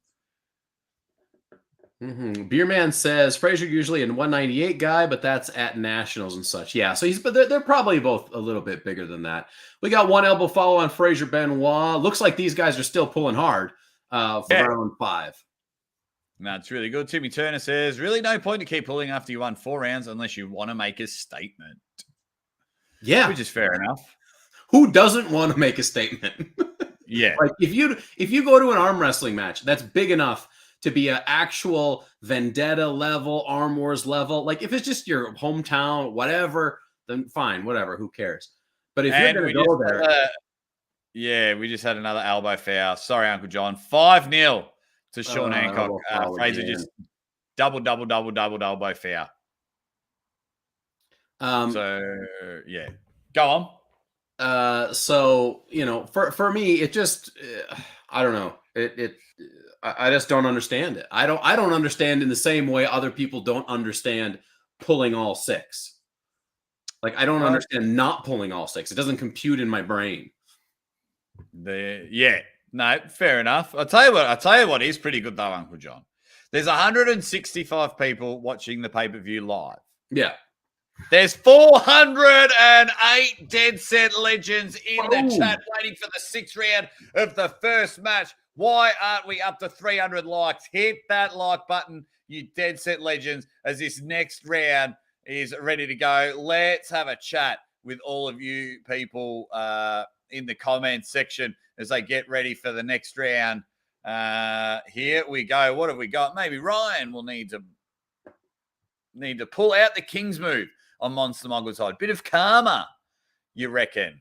No. Which is good. What have we got? People saying look at the bottom of the video to work out where to buy the bloody pay-per-view, which is good. Have to pull all rounds because of betting. Maybe not. I don't think you can just bet by rounds. I think you just bet on winner and loser. Unless it's a shutout stake, then you could be right there, superstar. Now they're back in the middle of the table. And, I thought I lost my stream there. But we are rocking and rolling, you Dead Set Legends. We've got our last round of our first matchup. We're not sure if we have 3 or 4 matches. I have a feeling someone will replace Jeff Frank. Yeah, that would be preferable, I guess, if they had somebody there to replace him. Hopefully, some Canadian is there and inside. Now, let's see here. I saw a few good comments of people that are just kind of saying their preference: best of 3, best of 6, got to make it best of 7, best of 6, like the PAL way. The only reason, like, I understand they do that is because they want like rematches and whatnot. I don't get a straight 6 match. We're into the 6th match right now. By the way, another foul on Fraser Benoit, really trying to do anything he can to get through. But best of 6 and then just leaving it 3-3 makes no sense. Whereas Arm Wars, it's best of 7, right? There's a silver bullet. And if you can get that silver bullet, there is nothing better than that, right? 2 guys like Bogdan Stoica and Frode Haugland from Arm Wars Reality Check. Silver bullet match, amazing, back and forth, really, really good. Yeah, I mean, draws are for people, for men that sit down to pee, that agree on 3 all. And we just ended the last 2 rounds on the old double elbow foul. Sean Hancock is your winner, and that is 1 win to Team USA, even though we all know in the chat that Australia flogs everyone in this one. So as the crowd goes silent for these ones. Jesse Hensley, what are you doing saying to get other commentators for the event? You've got the best commentators in the world here. Travis. What does Travis know about arm wrestling? He doesn't know anything about arm wrestling. Yeah. Logia says, but why even call it 6-round super match? Just call it best of 7. Well, because PAL, it is 6 round, right? It is 6. There is no 7th round in PAL, as I understand it. It's just 6 no matter what. But in Arm Wars, it's silver bullet is. I don't know what they regularly call it or what the official terminology is. But as James Statham has said in this chat, it says multiple Iron House silver bullets coming soon. Oh, dropping it there. Thank you very much, Mike Jones. Thank you very much. Multiple Iron House silver bullets coming soon. Ben Young, by the way, when Arm Wars Iron House video is being released, I think they are aiming for the end of the month. Is that right, Uncle Jon? Looks like I hadn't heard, but James Statham just said the 22nd. So a couple weeks. Not even. Yeah. Beautiful. It's all happening here. We've got people in the middle of the table. Right, Espey Monster Michael Todd. Are you kidding? Here we go. Monster Michael Todd on the left hand in blue. Ryan Espey on the right. America versus Canada. Left arm fuckery. This is unreal. Flash press. Top roll. Oh, my God. Oh, almost missed the first round. They're going to negotiate for about another 10 to 15 minutes. But we are here. Guys, let us know in the chat, MMT or Ryan SP. Who wins this one? Let us know in the chat. We are about to start round 1. Monster Michael Todd, nice and close. He's going to come in for that press. Ryan already looking to catch that top roll. Referee's grip there. Round 1. Who wins this one, Uncle Jon? So just noticing, things off of the right out of the gate here is just how big Ryan Espey looks, right? He's significantly, I mean, not significantly taller than Michael Todd, but he's definitely a little bit taller, and he is a lot thicker. A lot thicker. I think that, for me, I would imagine that this only goes one direction. They've got a referee's grip going on right now, and you got to go with Espey on this one. Here we go. Ready? Oh, Ryan with the thing. Quick shout out to, where's my guy's name? Luis Ortega. He's just become a member of the channel. Thank you very much, Thanks, you Louis. dead set legend. Really appreciate it. Just appreciate each and every one of you in the chat. Pseudonym, I'll get to your super chat after round one. I am too pumped. Look for this. I think this might go to the straps. I think they'll slip out. That's very possible, depending on which direction Michael takes this.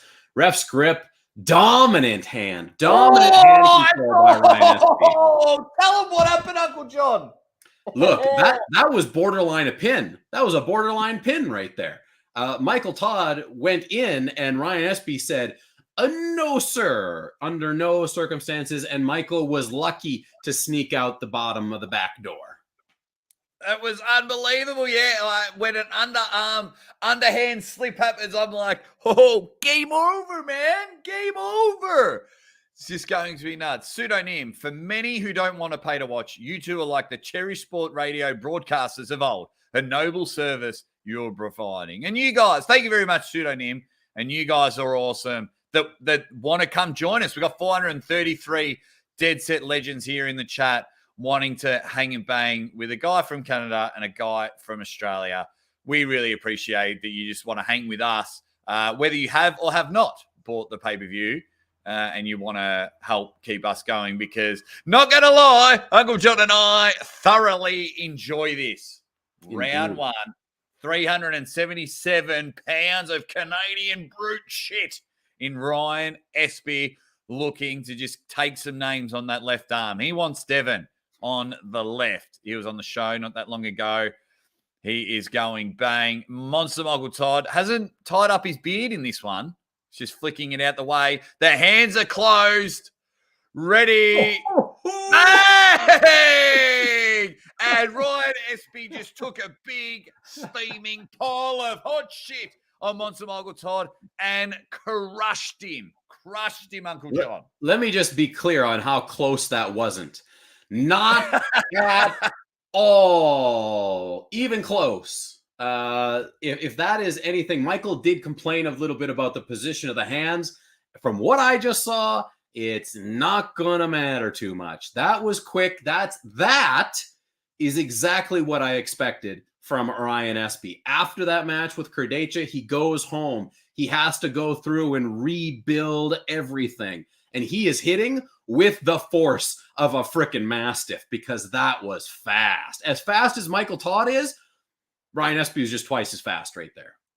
Yeah, and your boss is in the chat, Neil Pickup, my future colleague. Yeah. When we work together on the microphone, he says, Monster Uncle Todd will be looking for the straps and will be throughout this match. Now, we find out if Mike has anything for the Mastiff. If you don't read Neil Pickup's chats in Neil Pickup's voice, you're missing out. I do. I read most of him in my voice, but then when Neil, I'm like, oh, here we go. And he's only just sent a chat. Thank you for joining us, Neil. And thank you to everyone else that is joining us. Round one goes to Ryan Espey. Absolutely treated him like garlic and crushed him, which is awesome. Left arm fuckery going on. I'll get to you, White Wolf, after round two, you dead set legend. Look. This is awesome. Different move from Monster Michael Todd coming up here. Look at that back pressure loaded up, and he's just being crushed outside of straps. So Leonard Harkless giving Ryan Espey an elbow foul. Wasn't exactly clear at what point that happened, but let me be clear. It doesn't matter. Ryan just smashed Michael to the pad outside of straps. It's not close. Yeah.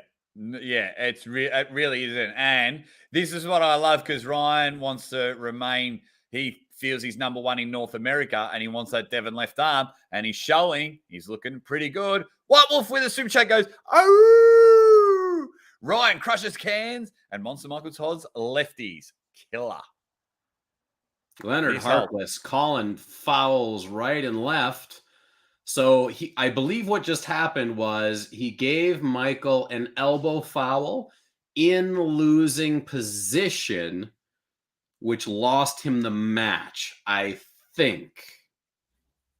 Or it was an intentional slip in losing position, which gives Ryan the win. Either way, it's 2-0 to Espey because Michael was all out like this trying to get away and then slips, and then that's the end of it. And if I believe the rule is in PAL, if you intentionally slip in losing in one of the 3 ways to intentional slip, then this is what you get. You get a loss. Yeah, we are up to round 3, Max K. Everyone is here. That is right. Everyone is here hanging and banging with us. Yes, it is a left arm, the only arm, and it is just going absolutely nuts. Billy Collins just says, bang. Bang. Awesome. Just loving everyone. Look, I knew Ryan Espey would dominate. I didn't know it would be this impressive. Yeah. So we are up to round 3. The Matt Mask match hasn't happened. We're at the round 3, and Ryan Espey is just wasting his TV time. If he was in a park, he'd probably get arrested the way he is flashing Monster Michael Todd here. Yeah, this to me, unless Michael has a different way to go, which I've never really seen before, or he can harness, 100 more horsepower. This is not going to work out. This is not going to happen. So we are into round 3. Can Monster Michael Todd cherish the moment? And he's got him for the flash press, but it looks like a false start, and he feels he's got a lane. Monster Michael Todd feels a bit confident. He's got a cheeky smile there, but he's just put that visual in there. Ryan Espey is up 2-0 in this battle. People forget that Merritt hasn't really beaten Espey for the number 1 left hand. They were supposed to pull. Merritt has the position due to Espey's inactivity. That match will need to happen. Get well soon. Thank you very much, Kev. You dead set legend. I'll get that one back up for the round. He's a superstar. All righty, let's get back into it. Round 3, Monster Michael Todd needs to find something.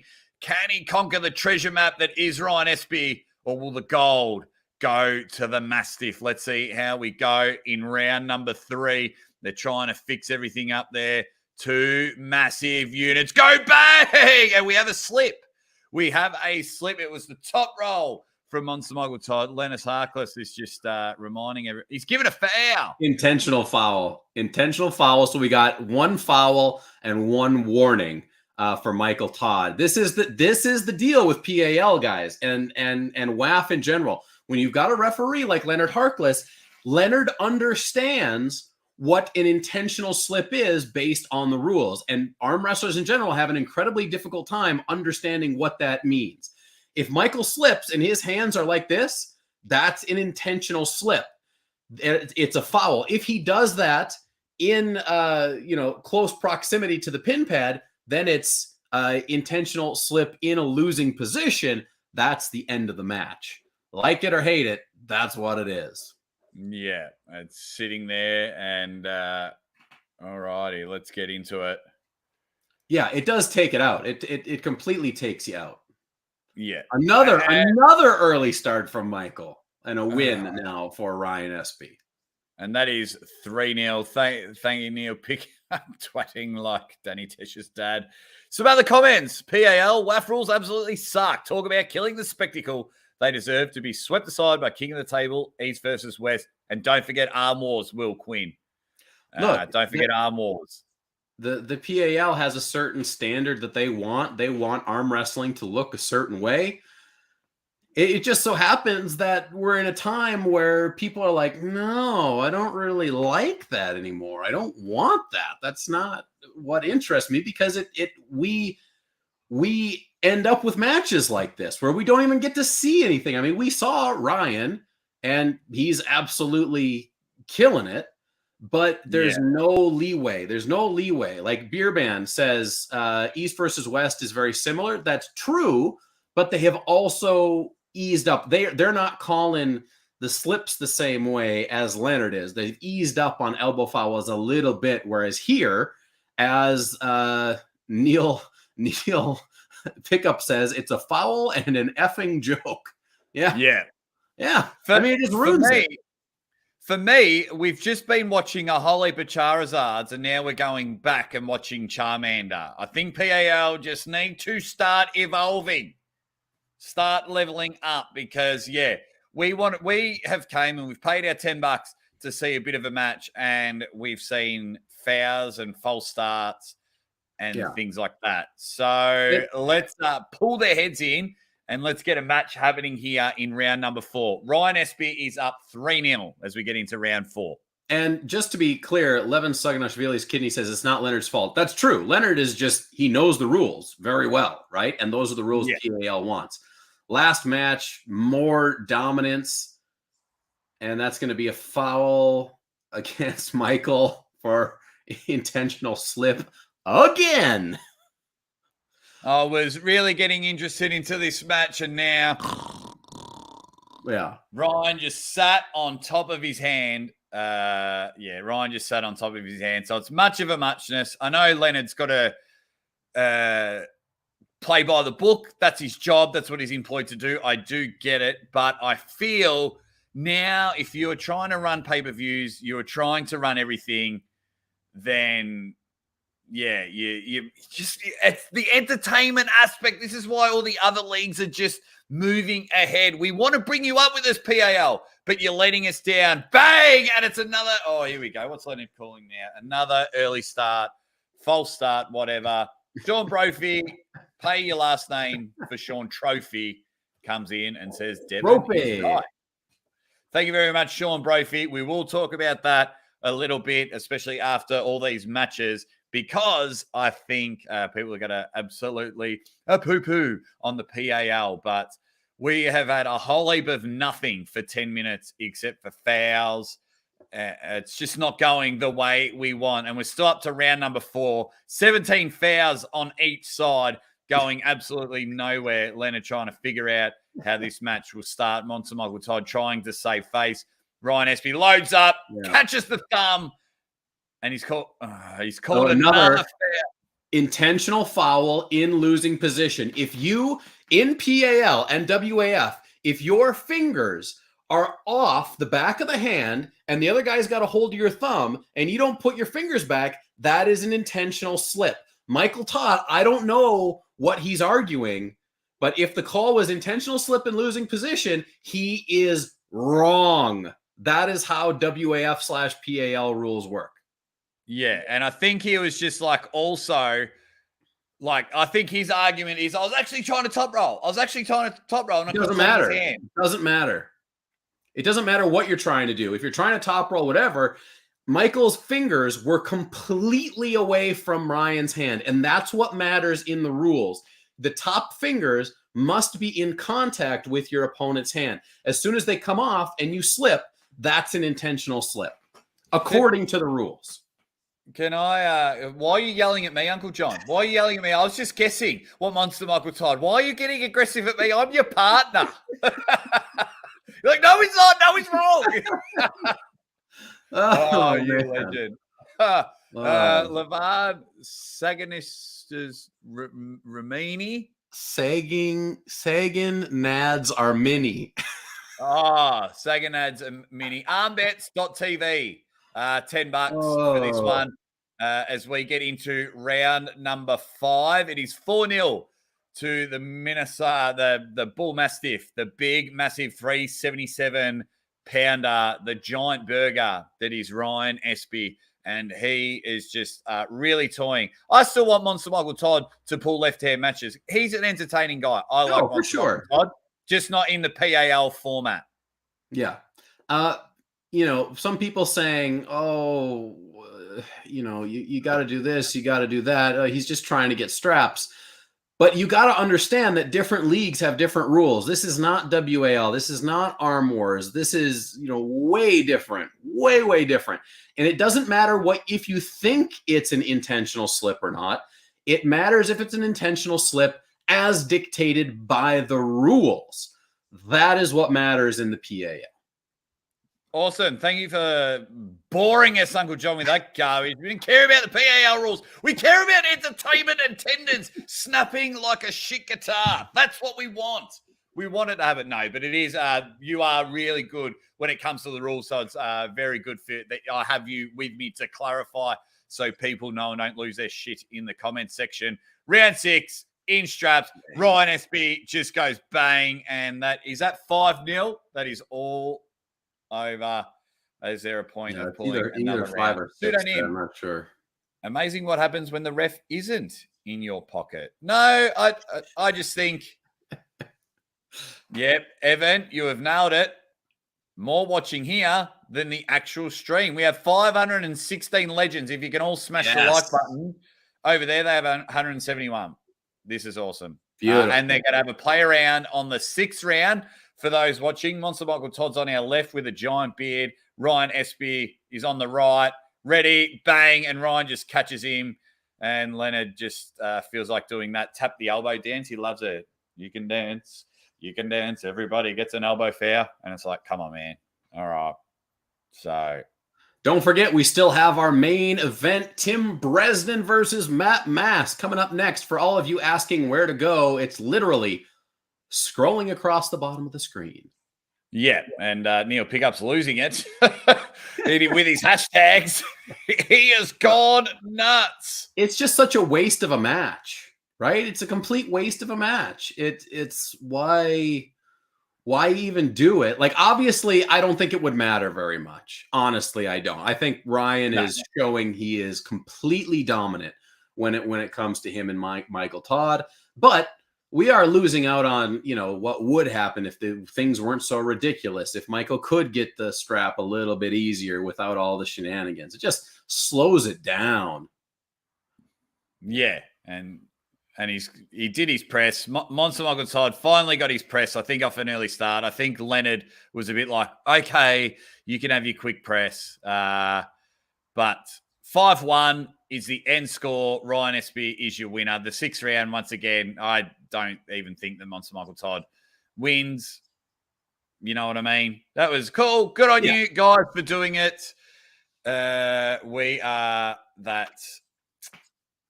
out to the main event. Kind of glad that was over. Let's just hope Tim Bresnan versus Matt Mask, Uncle Jon's eyebrow versus the Aussie arm wrestler's nose hairs. Let's just hope. This is why, Uncle Jon, I said that Tim Bresnan needed to get a pin and not elbow fouls. Right. Because PAL. I know. Well, let's go over this once again. Okay, Tim Bresnan versus Matt Mask is coming up next. Both Aussie and I have picked Matt Mask. Correct. But, of course, we're idiots, so we want to punish each other one way or another. So, I agreed that I would take the bet that my side of the bet is that Tim Bresnan will achieve one clean pin in the first 4 matches. If he does that, Aussie arm wrestler needs to wax his nose hairs, and he's got a lot. He showed them to me. Yeah. Pseudonym, it only counts for the first 4 rounds in a shutout stake, just letting you know. So even though Monster Michael Todd got a pin at the end, doesn't matter. If you bet on Ryan Espey, you win. Right, because it's just the first 4 that matter. Juju Mugu. I asked Uncle Jon on his stream who he prefers for commentary, you or Bowen, and he said you. Great job, the both of you. Well, I kind of hope that Uncle Jon picked me because we've done a lot of events together, and if you just went, yeah, I prefer Ryan, but I'm just going to go hang out with the other, just until Ryan invites me and things like that, make time. So... yeah, guys, get it in there. I'm going to start a poll because we've got 532 stars. Who wins the main event? Here we go. We're gripping up. This is right-handed action, everybody. All right. Well, you're not getting a poll. I need to see what's going on. Sorry, guys. We got these guys gripped up in the middle of the table. Tim Tim looks aggressive. His stance is a lot more aggressive than what I remember his stance being with Derek Smith. He looks like he's ready to fire, but again, so does Matt Mask. Tim Bresnan going early on that one. I don't know if they're going to give him a warning or not. Yeah, he's looking for that top roll. Matt Marsh just gives that look of intensity, that look of killing. I tried to offer $50 to Matt Marsh to mid-round, pull Tim Bresnan's glasses off and cop a foul. So we'll see if that happens, if he wants to earn $50. But let's see how round number 1 goes. Will the mask stay on? Sunnies versus Mask. Thank you, Pseudonym, for becoming a banger. You dead set legend. Loving it. Make sure you support Uncle Jon and go join the Maximum Effort crew over there, doing a good job. But here we go. Round 1. Get your bets in. Are you the Sunglasses Cyclops of Doom, or are you the wild horse kicking the crap out of everyone in the horseshoe action? Round 1. We wanted to have and close those giant fingers up, even though Matt's are broken and in 7 different directions. Matt Mask, we got a big slip at the top. This is a clean slip. We're going to straps. Matt Mask banging on the table a couple of times. It was a pretty aggressive slip. I like that. Yeah, so it does count. Just, guys, if you are a passionate arm wrestler like these guys, use your opposite hand to hit the table. Don't use the hand that you're arm wrestling with to smash the table, and you're just like, oh, goddamn, now my hand hurts. Who's the advantage go-to in the straps, Uncle Jon? Is it a Matt Mask thing with his backhand, cockhand top roll, or does this go the way of the Brez dog? You know, I mean, it's really hard to say because, yes, Matt Mask does have a very good top roll, but Tim Bresnan is all about that lat drag. And if he doesn't have to worry as much about containing with a hand and he can just bring it back, it might benefit him too. I'm really still hanging on to this idea of Matt Mask's explosivity taking Tim out of his power. That's what I'm kind of banking on with this. But I've heard that Tim is a new man since he lost to Derek, and he has been training like an MF. Beautiful. A bit of a wake-up call, according, and sometimes it takes a brutal loss like Derek did to Tim to wake him up. But Matt Mask just wants to show everyone, hey, you can talk about Devon, but talk about me. Round 1, here we go. Oh, and double foul. Leonard's like, guys, pull your heads in. Let's get it sorted. They're just like, okay, start again. For me, that just looked like advantage Maskington for sure.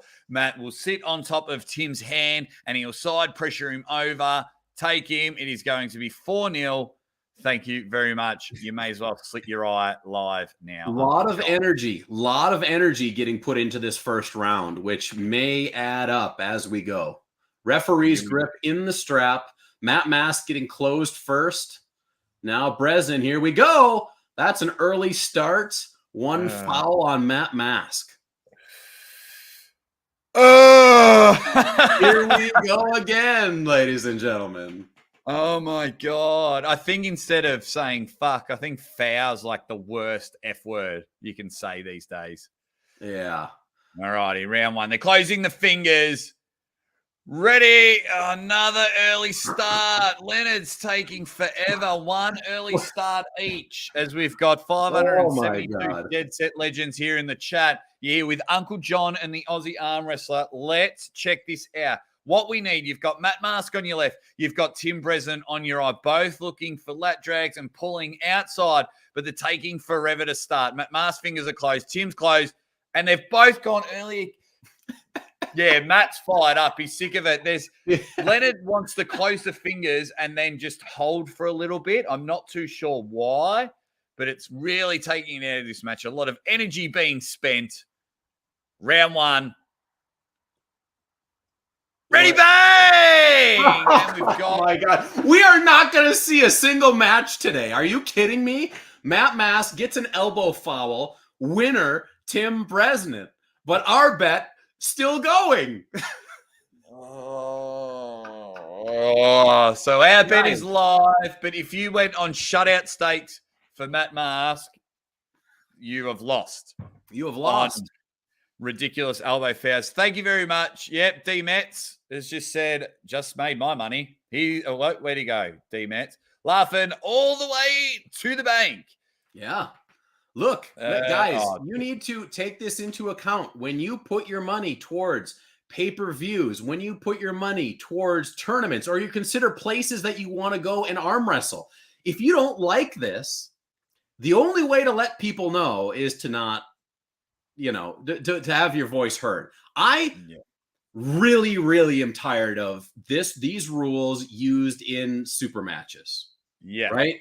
The tight WAF, PAL rules in these big matches is just it's just fuel for letdown. That's all it is. And I don't understand why we just keep going back and back and back to this over and over and over again. Whereas if they did this under Arm Wars rules, or it would be just 1,000 times better.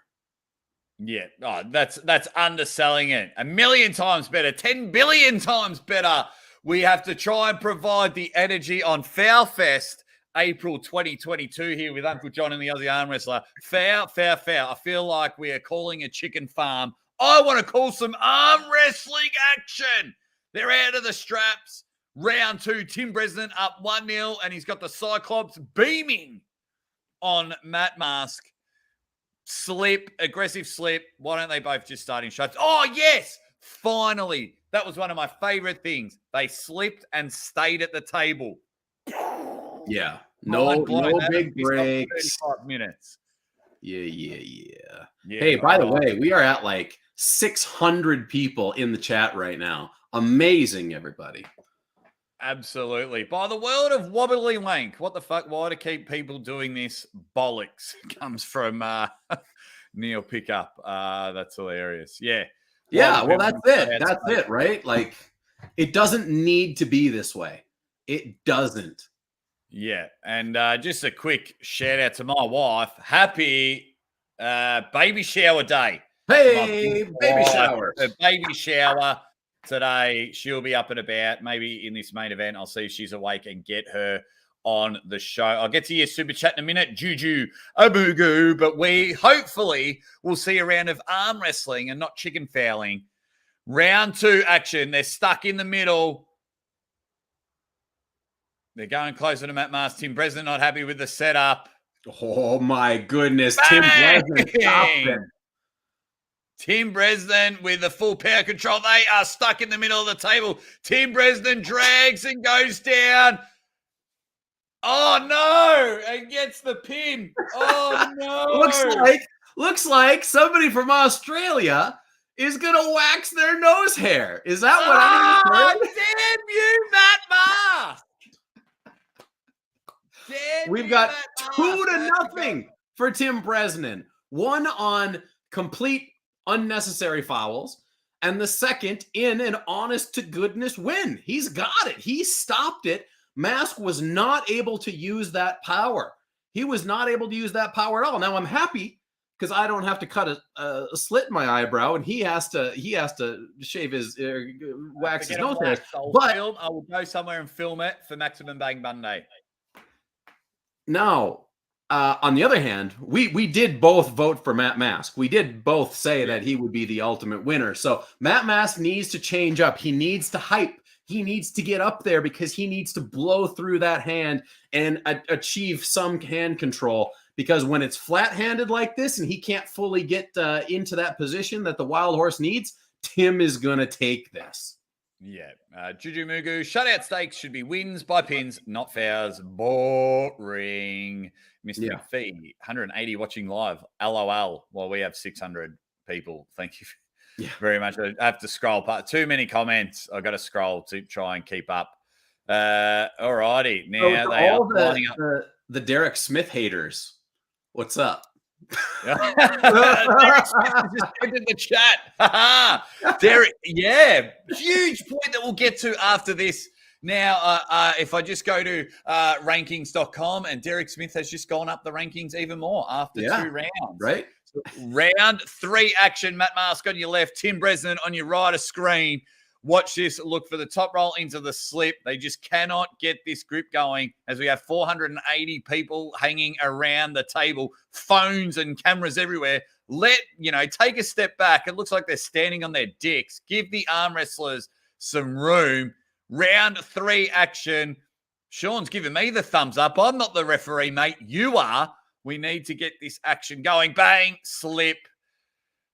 Just starting a strap. A little recap as we go into this round 3. Strap is being applied. We did have 2 super matches before this. We had one, Mike Fontenot versus Jeff Frank got canceled because Jeff Frank was not able to get on his flight due to the coof. We also had Sean Hancock in a very impressive over Fraser Benoit, left-handed, 6-0. Really looked dominant. And Ryan Espey couldn't really have looked more dominant either. I think it ended up 5-1. He kind of let Michael get what he wanted on that last match, but looked insanely dominant. But again, another match that was riddled with fouls everywhere. Currently, 2-0. Tim Bresnan is up. He had 1 clean win and 1 win that came on multiple fouls. Here we go, round 3. Round 3, they are in the straps. Matt Mask looking to dominate the hair, but Tim Bresnan is taking it. He's allowing Matt Mask to fire off some cannons, but Tim just beams the Cyclops, and we are in the middle of the table. Matt trying to get hand control, but Tim Bresnan, side pressure, trying to suitonate into there, but Matt has held back. He's cocked the gun. Piss off with your elbow fouls. Stop it. Aussie arm wrestler, ladies and gentlemen, about to have an absolute mental breakdown because of these PAL rules. Send a message to your local representative, people. We do not want PAL rules in arm wrestling anymore. Realistically for Matt, that did save him in that match. I think Tim is looking dominant. Holy smokes. It was a good match. It was holding, advantage Matt, advantage Tim. They went back and forth. Tim was trying to come in, supinate with the side pressure. Matt found a small gap and hit hard and was able to shift the momentum of it. And then I get it. I just love the action. I'm a passionate guy. I love me or hate me. I just love the sport. I'm up and about. And I was just hoping, like, whoever got that pin, they would have had a proper pin, and it would have been awesome. Thanks for everyone for not leaving. 625 people. Thanks for everyone not going, oh, Aussies lost it. By the way, so a lot of people in the chat now saying, oh, Tim must have done a lot of work since Derek. I'm sure he has. But what does that say? Is Derek amazing, or is Tim just amazing automatically? Here we go. A restart. 1 foul for Matt Mask. Can he do something different? It's 2-0 Tim Bresnan. Ready. Better bang! Start. Matt trying to get the advantage. He's got hand control, but Tim in the banana lounge, cock back, Harley Davidson position, goes full throttle and moves it onto his side of the table and goes bang. And now Tim Bresnan is up 3-0. And if you... Wow. look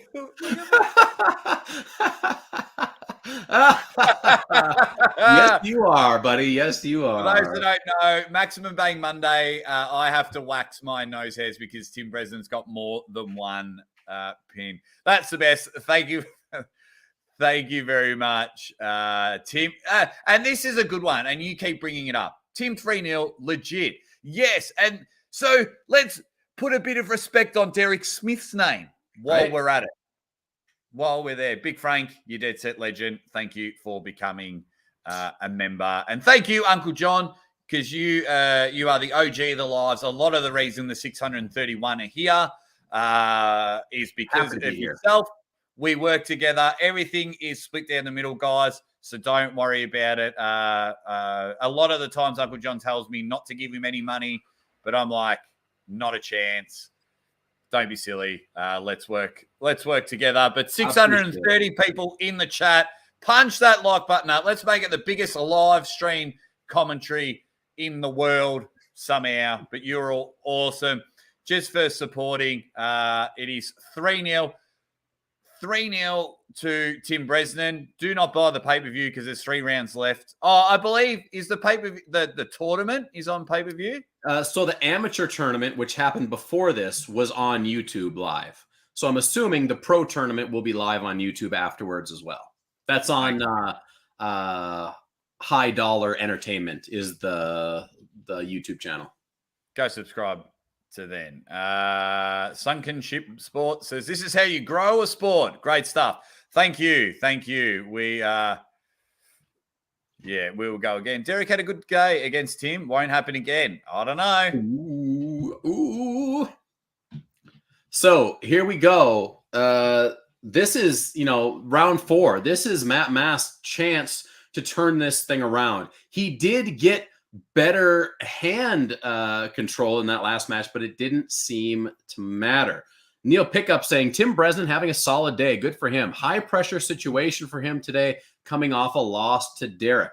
That's it. Like that. This is a real big match for Tim. And I got to say it. I'm sorry, Tim. I'm sorry. I should have gone with my gut. My gut was turning me. To Tim, but I was like, but Matt, so explosive. Not explosive enough unless he can turn things around in this fourth match. I thought that Matt Mask was going to win and win easy, and then Tim Bresnan would have got on his Zimmer frame, checked in to the retirement hotel, and said, "That'll do, donkey. That'll do." But boy, oh boy. Sorry, what's that, love? Yes, I would love a slice of humble pie. I would love to sit here and eat my own words. Thank you very much, love. I'll have that for breakfast. Man, Tim Bresnan has been very, very impressive. It is going to be unreal. Not looking forward to waxing my nose. I will get that filmed. Get Mrs. Aussie Arm Wrestler to either do it herself or... I can't believe the amount of people that are like, oh, this isn't the same Tim that took on Derek. It's not this. Oh, Derek's nothing compared to this. I'm sure Tim is probably in a bit better shape, but that wasn't that long ago. That was the end of January. Like at 57 years old, how good are you going to get in that amount of time? I don't know. Maybe he's just a freak. Maybe he's on the next level. But I got to imagine like Derek is a bad dude. Yeah, this is awesome. Derek Smith is probably just licking his lips right now. So we get into round 4. Tim Bresnan up 3-0. Finally, round 4, bang. And Matt Mask is just being stonewalled in the middle. Cyclops has got the beam there. His binoculars is just taking control and taming this wild horse. Matt getting on top of the hand. But Tim Bresnan feels very comfortable. Oh, that's a big... Matt Mask getting into a mode now. He just about pulled Timmy over the table. He got so excited. What is the call? They gave the match to Matt. No, some kind of foul, elbow foul in losing position, most likely, because there was an elbow foul called, but it was very near the pin pad. So I'm assuming the elbow foul in losing position counts as a foul in losing position, which means it's a win for Matt Mask. So Matt Mask holding on. Oh, this is how legends are made. This is how moments matter. This is where it is all going now. Matt Mask finally holding, getting in position. Maybe Tim Bresnan was just playing around on the table too much. I saw him dive forward in order to get Matt's elbow off the table before his elbow came off, but he fell in the pool first, and that's right. In a losing position. You are on the money as always, Uncle Jon. 3-1.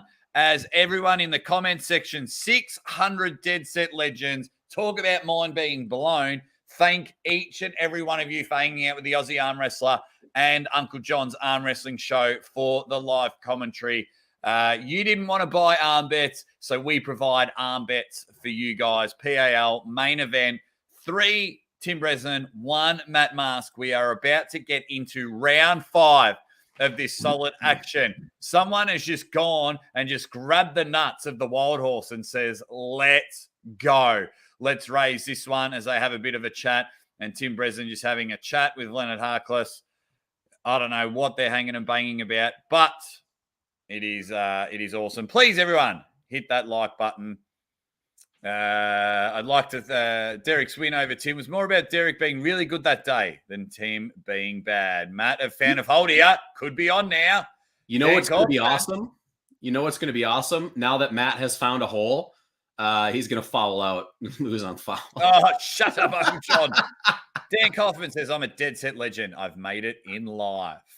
Yes, you are. Yeah. You are a dead set legend, everyone in the chat. You can't stop a wild horse when he's mad. All righty. We've got Matt Mask, looking more fired up now. He's definitely more red in the face. He's going to fly off. I assume we're going to go to straps real quick in this one. Yeah, just the way of the world. Matt Mask, trying to be an overlord in this one. Oh, you got a stoppage. Elbow foul on Matt Mask. What did I tell you? Oh, welcome to the Uncle Jinx arm wrestling show where Uncle Jinx says something and it fucking happens and ruins the day. Currently 3-1. Matt Mask is on his last foul. If he gets one more foul, the whole thing has been won by Tim Bresnan. But it looks like in a match where it was reasonable and we let the guys arm wrestle, it looks very much like Matt Mask is on his way. Oh my God, they gave him another elbow foul. Are you kidding me?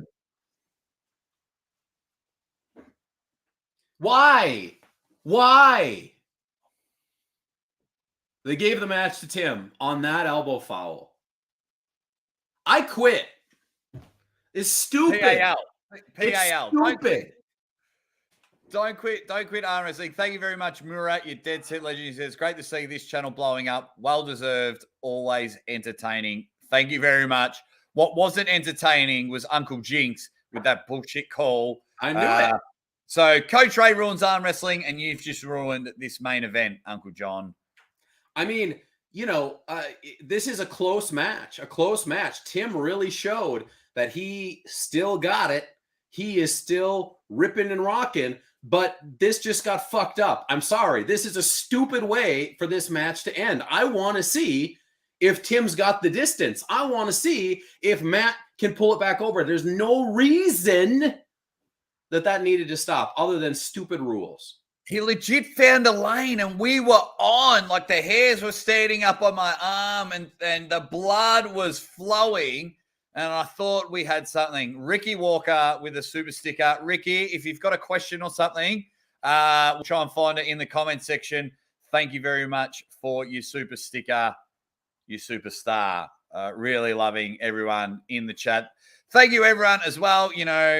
Each and every one of you, whether you've got 1 subscriber or 30,000 subscribers, however you enjoy arm wrestling, we really appreciate you hanging and banging with us. Can we break the internet? Go, Uncle Jon. It looks like Alex Maritsis is there from Canada. He's got video review on his cell phone, and they are now trying to convince Leonard to use the cell phone footage to take back the call.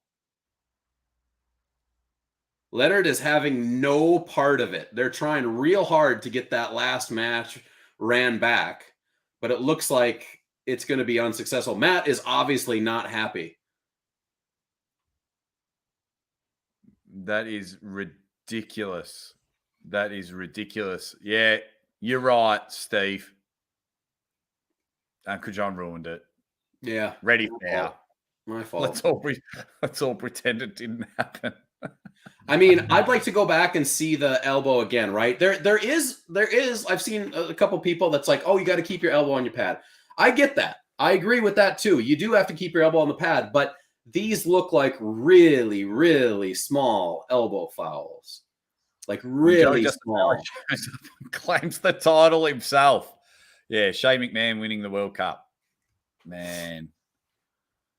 It just is so annoying. Like this could have been a match for the ages. Tim gets 3 wins unexpectedly. Matt Mask comes back, finds the lane, gets 3. We need a 7th match. Could be awesome, but no. We get this instead. Yeah, which is awesome. Derek versus Dave just got more interesting. I agree. which is good. And now, clearly, we're into match 5 now. Tim has already won, but clearly Matt has much more control over the hand and is clearly... Oh, and now they're just going to... Oh, they did give him the win on that one. That didn't look like a win to me. That one looked like an elbow. Yeah, it's a shame that it's 4-2 and not 3-all. You know what I mean?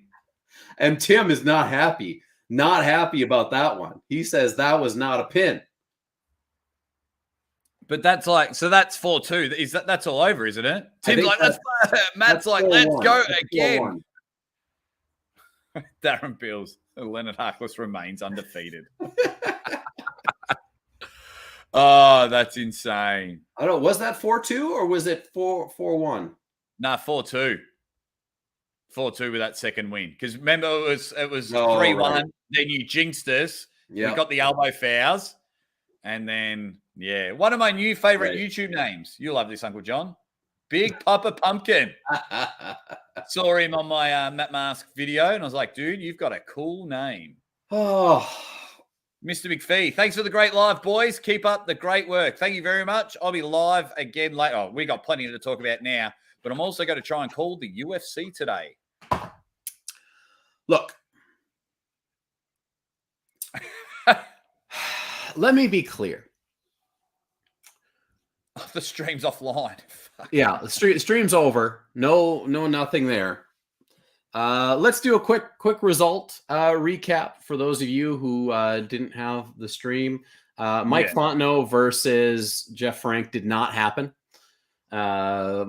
Jeff Frank was not able to get on the plane due to the coof. We had a blowout 6-0 Sean Boom Hancock over Frazier Benoit. Sean Hancock looked extremely strong. Frazier could not do much of anything with him. Ryan Espey versus Monster Michael Todd. Very similar. We had a lot more fouls in that one, but when Ryan won legitimately, it was dominant. Dominant. No, I don't think anything would have been different in any different rule sets.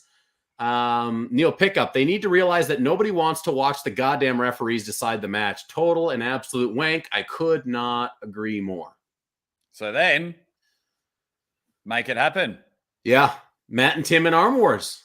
Rerun it, because this match could have been a classic.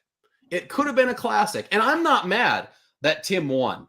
I love Tim Bresnan. I was a heartbeat away from completely changing my bet to go with Tim, and I happily took the bet that is now going to make you wax your nose hairs. Well, yeah, all right. Yeah, that might not happen. Let me check my contract. I'll have to check the Maximum Bang contract about that. Was there a contract? And I might go back and rewatch the footage. Pseudonym, just saying it out there. I don't want. Look, this is a perfect example of the rules stealing from us, the viewers, a classic match, because Matt Mask was on his way to coming back. Mark my words. The way he was taking Tim's hand in the end, Tim was flagging. I don't know who would have won. Tim might have came back and just dominated him in one of the later rounds. That very well could have happened. But we will never frickin' know, because the PAL consistently wants to have these insane rules that don't want to give us results.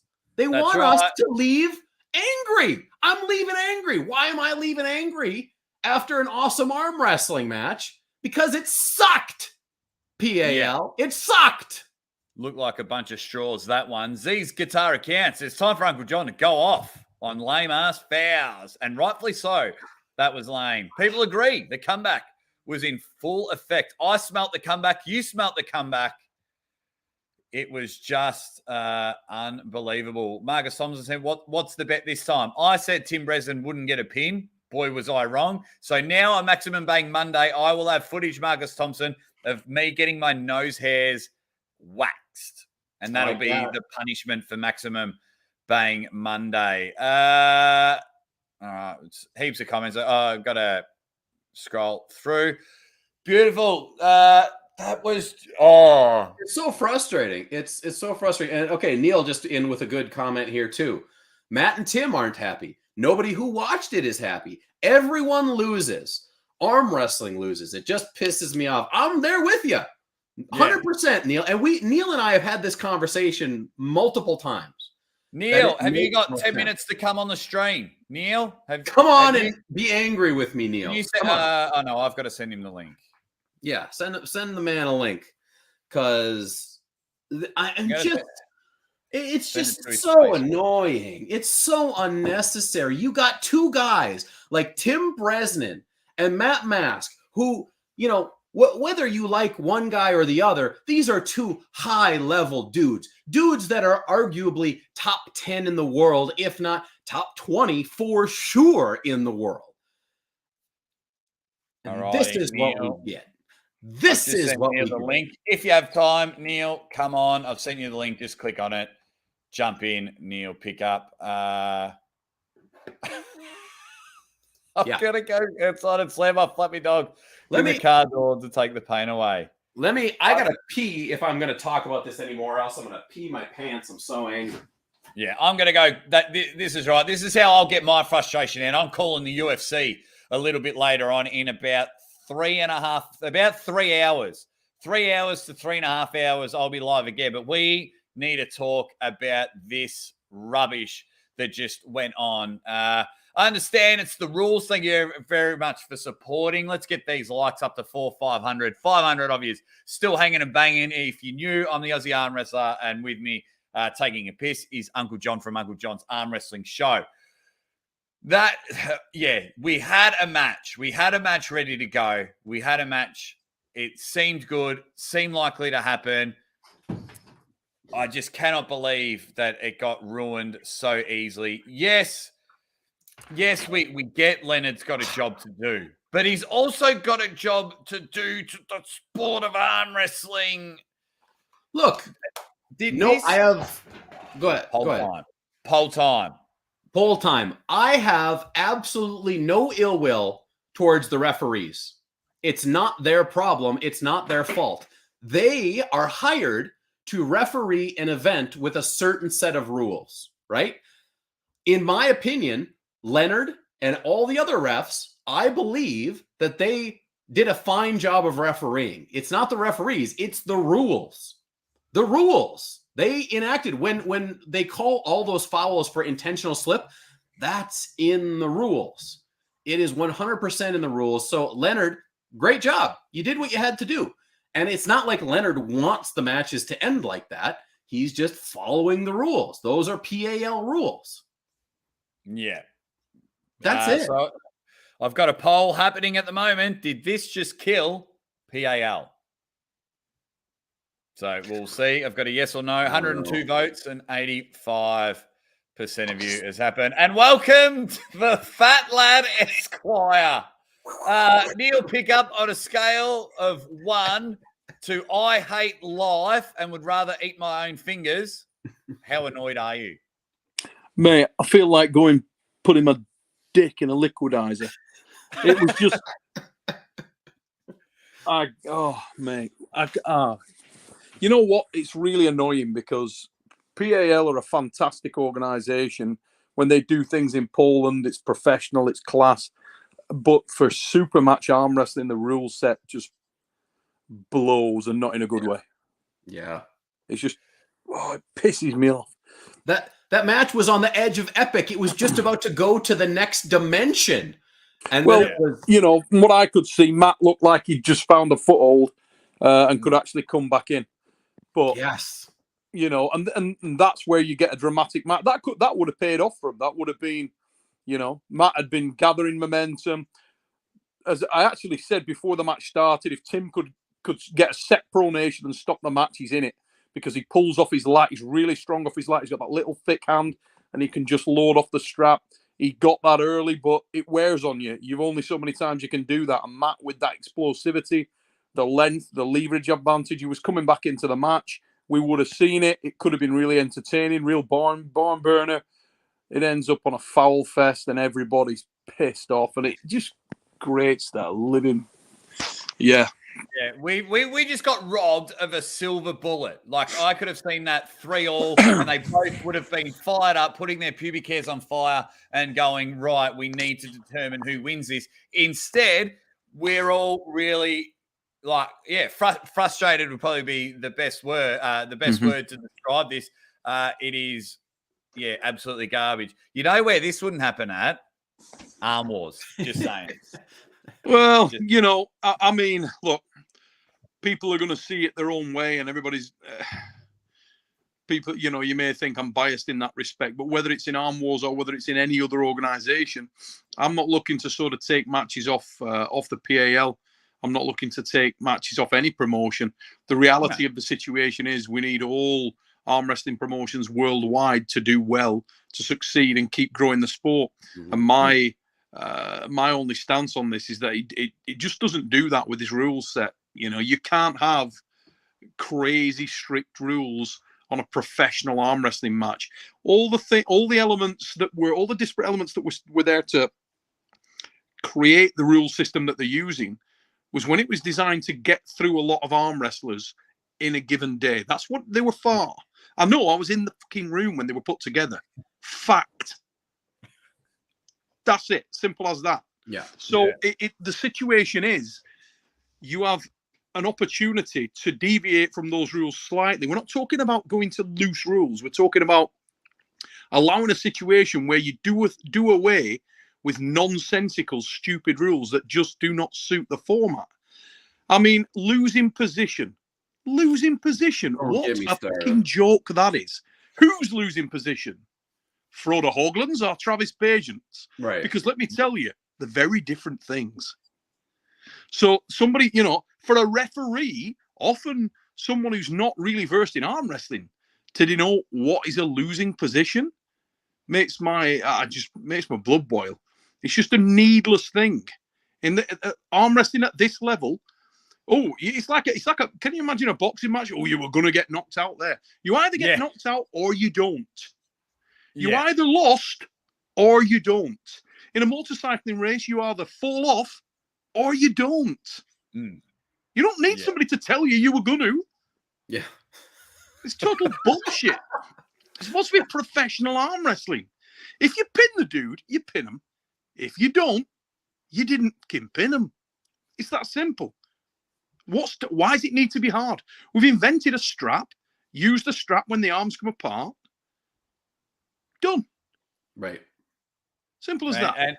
And guys, this isn't like a YouTuber from Australia that loves the sport. This is a man that has been in the room when the rules were happening. This is a man that has been there when no one was watching arm wrestling, and they're pulling in pubs and the back of garages and things like that, and paying $100 just to have it happen. So you can see, yes, you might see Uncle Jon and I laughing and smiling. That's just because we love Neil's voice and we just know he's a great guy. But the passion and determination. I genuinely believe we should screenshot this and send it to a few people, because this has meaning to it. What Neil is saying is what we're all feeling, but this has meaning for what Neil has done for the sport.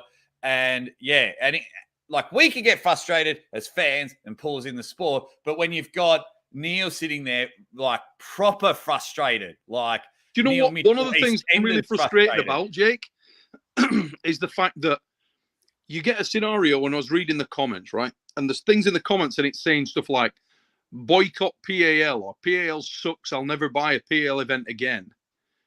That is a massive shame if that's the case, because PAL are responsible for some of the best advances, equipment, furtherment of the sport that we've seen, period.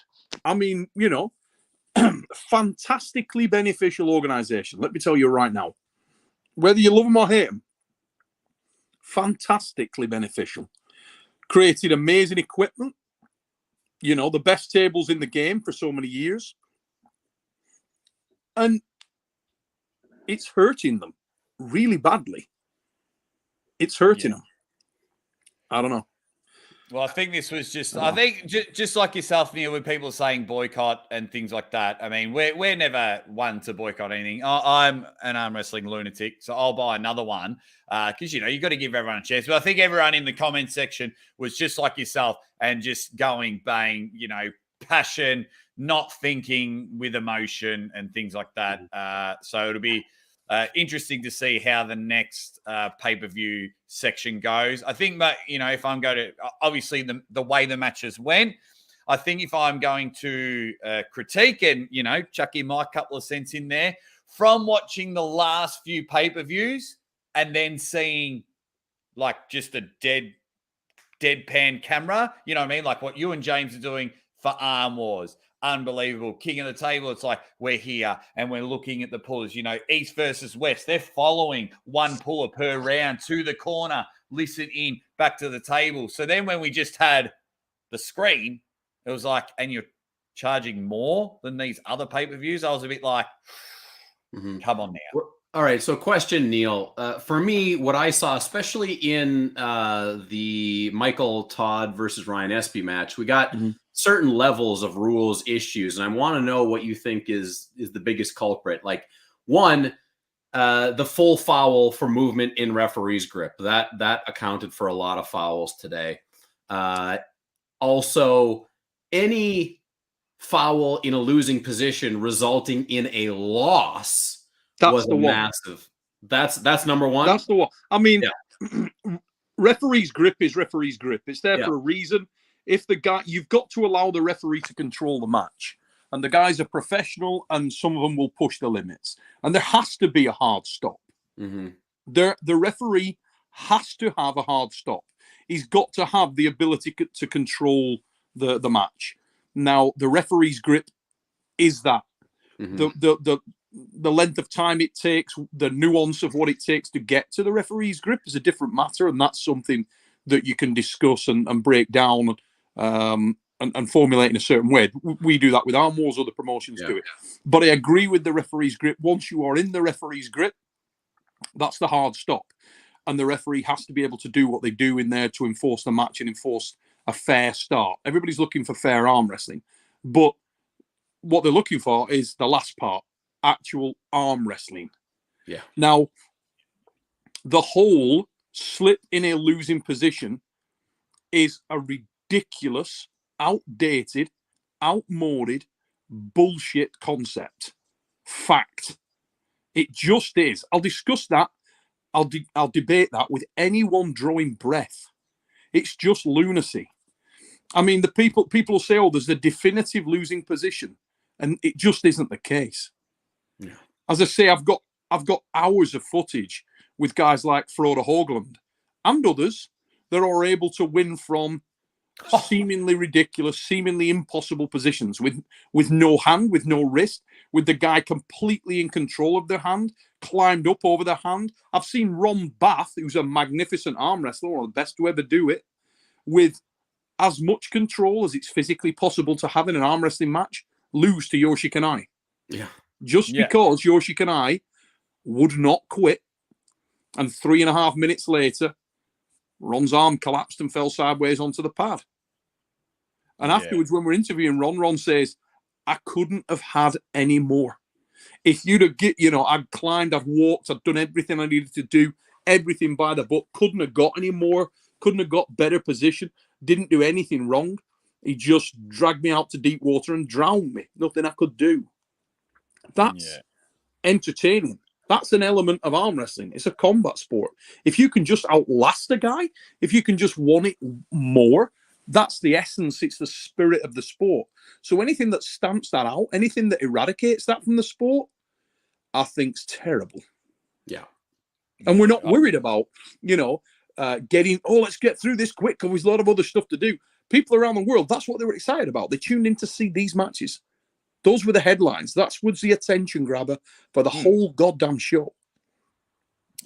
So there, you had a situation where they're saying, I don't agree with somebody coming up with a cell phone and showing it to Leonard. I will say that. But you got Brad Cook there. You got other people there who've got fantastic angles, fantastic footage. I mean, John, you've seen it up close and personal. What we do in Arm Wars there, we've had it in the last few events. Yeah. There's a point of contestation, and a referee feels that there may be an issue. If the arm wrestler is so passionate that there's a definite infringement, we'll watch it back. We'll let them watch it back. It makes the show that everybody will see that. Everybody will see it, you know. So we'll say, look, even if you get the call, we will show that match how it happened. And I mean, in the match with Frode Hoagland and Bogdan Stoiker, during the match, I walk up to the table, I say, Bogdan, I think that's a false call, and I think you lost that match. And Bogdan, to be fair to him, said, really? And I said, really, dude, I mean, you lost. And he said, okay, no problem. And he was going to give it up. That was it. He was going to say, fair enough. And Frode said, no, screw that. Let's do it again. Now that calls out, you know, what I'm saying is you end up with an additional match anyway. Right. Yeah. Just because of the spirit of the guys. They want to know. They want to really know. Did I have it? Could I pin him? Correct. Yeah. They want to know. They don't want it on fouls. They don't want to win on a foul. They don't want to win on something dodgy. They want to know, am I good enough or not? I'll just quickly knock over some super chats, Neil. Absolutely love it. White Wolf says, total horse shittery. Glad I didn't go over and watch it live. I'd have totally lost it. Thank you very much, White Wolf. Mikhail Wheeler says, never will I ever spend another dime on PLL event. Maybe don't go that far. So disappointing. Devon's right about the strict rules. Well, let me be clear about one thing. There's a big difference between PAL rules and then like no rules at all, right? Yeah. There's a lot of things in between there. So don't throw the baby out with the bathwater. Just, you know, we need to get things a little bit more consumer friendly. Yeah, we go from 0 to 100 back to 0 very quick. Harry Venables, thank you very much. He says, third loss in a row for Monster Michael Todd. No, it's not, because he just beat Robbie Topi before this matchup. So that's not a third loss. But thank you very much for your super chat. And I think there was one more. Naxu says, was feeling the comeback extremely gutted. And the thing is, we'll never know whether the comeback was on or not. Yeah. You never know. You know, Tim had said, oh, no, it wasn't a comeback. And all Tim's fans will say, no, there wasn't a comeback coming on. It was just a slight error on my part. And it may have been.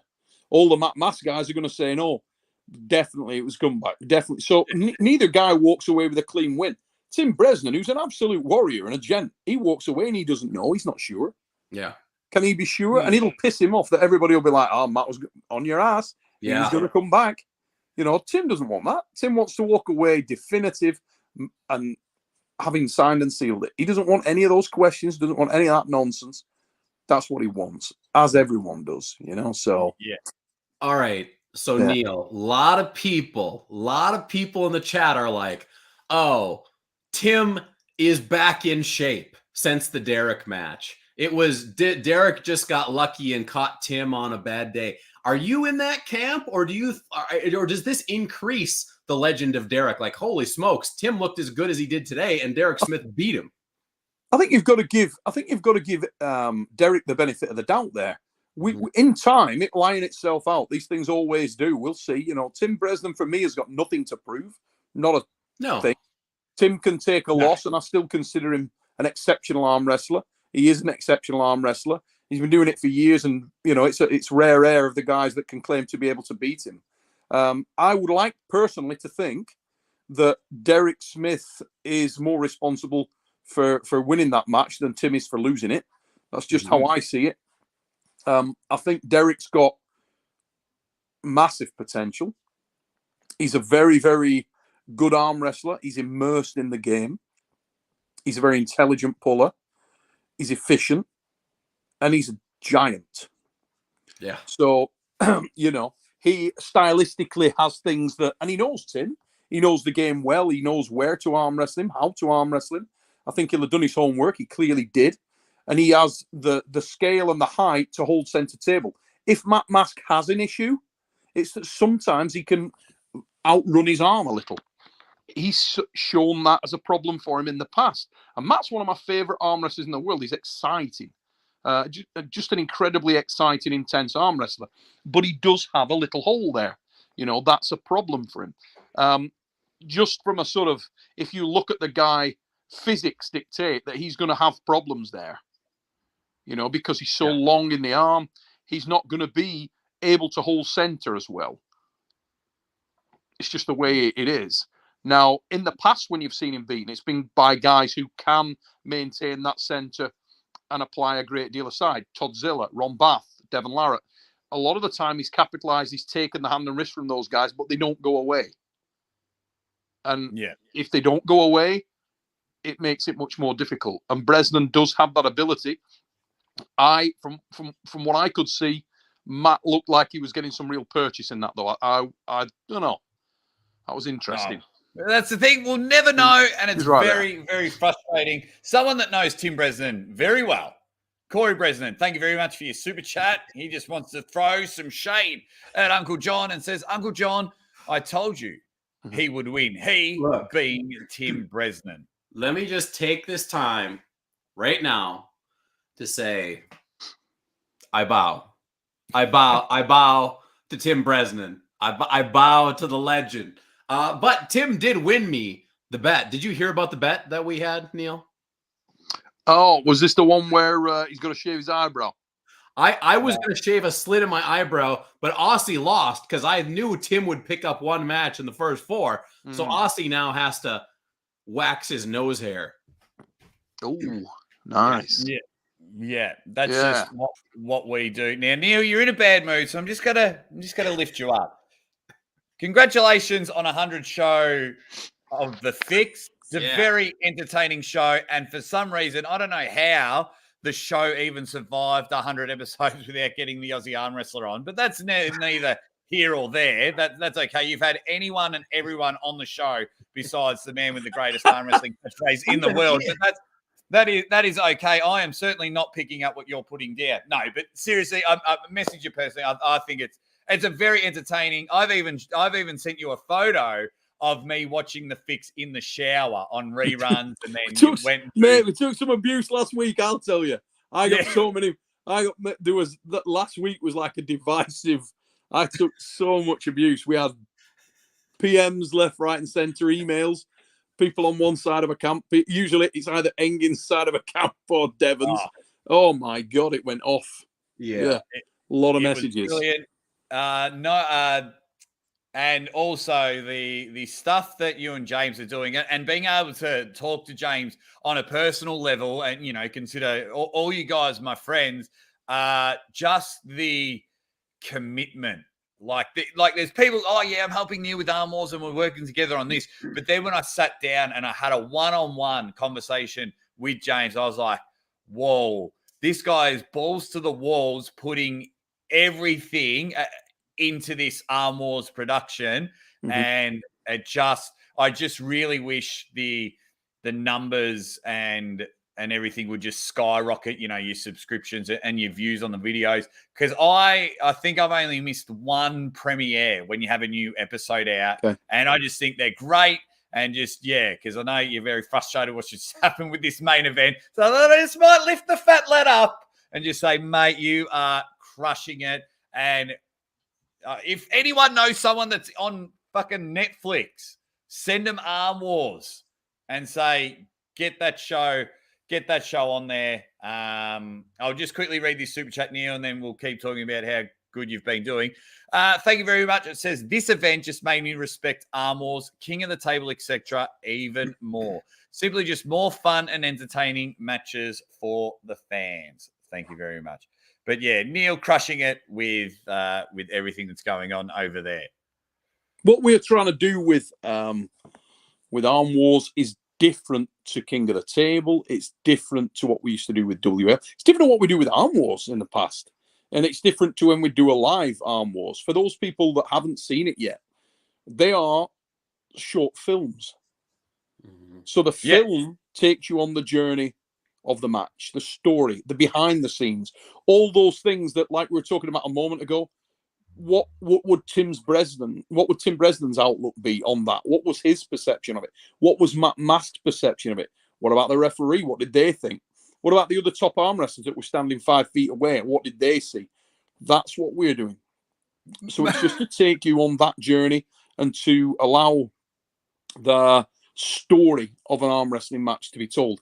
And I'm going to say this. we haven't done a real one yet. Reality Check sucked. We had so much trouble, so many issues, so many problems. Iron House. Mate, mate. Like when you say reality check, this is how invested like I was in, and I even messaged Uncle Jon while I was doing it. I thought it was the Uncle Jon, David Bradford. Got me coffee, chucked it on the Chromecast, mate, had it on the big TV. Mrs. Aussie Arm Wrestler just having a nap in the other room. I knew Uncle Jon was losing 6-0, and as I'm watching, I'm like, he's gonna get one here.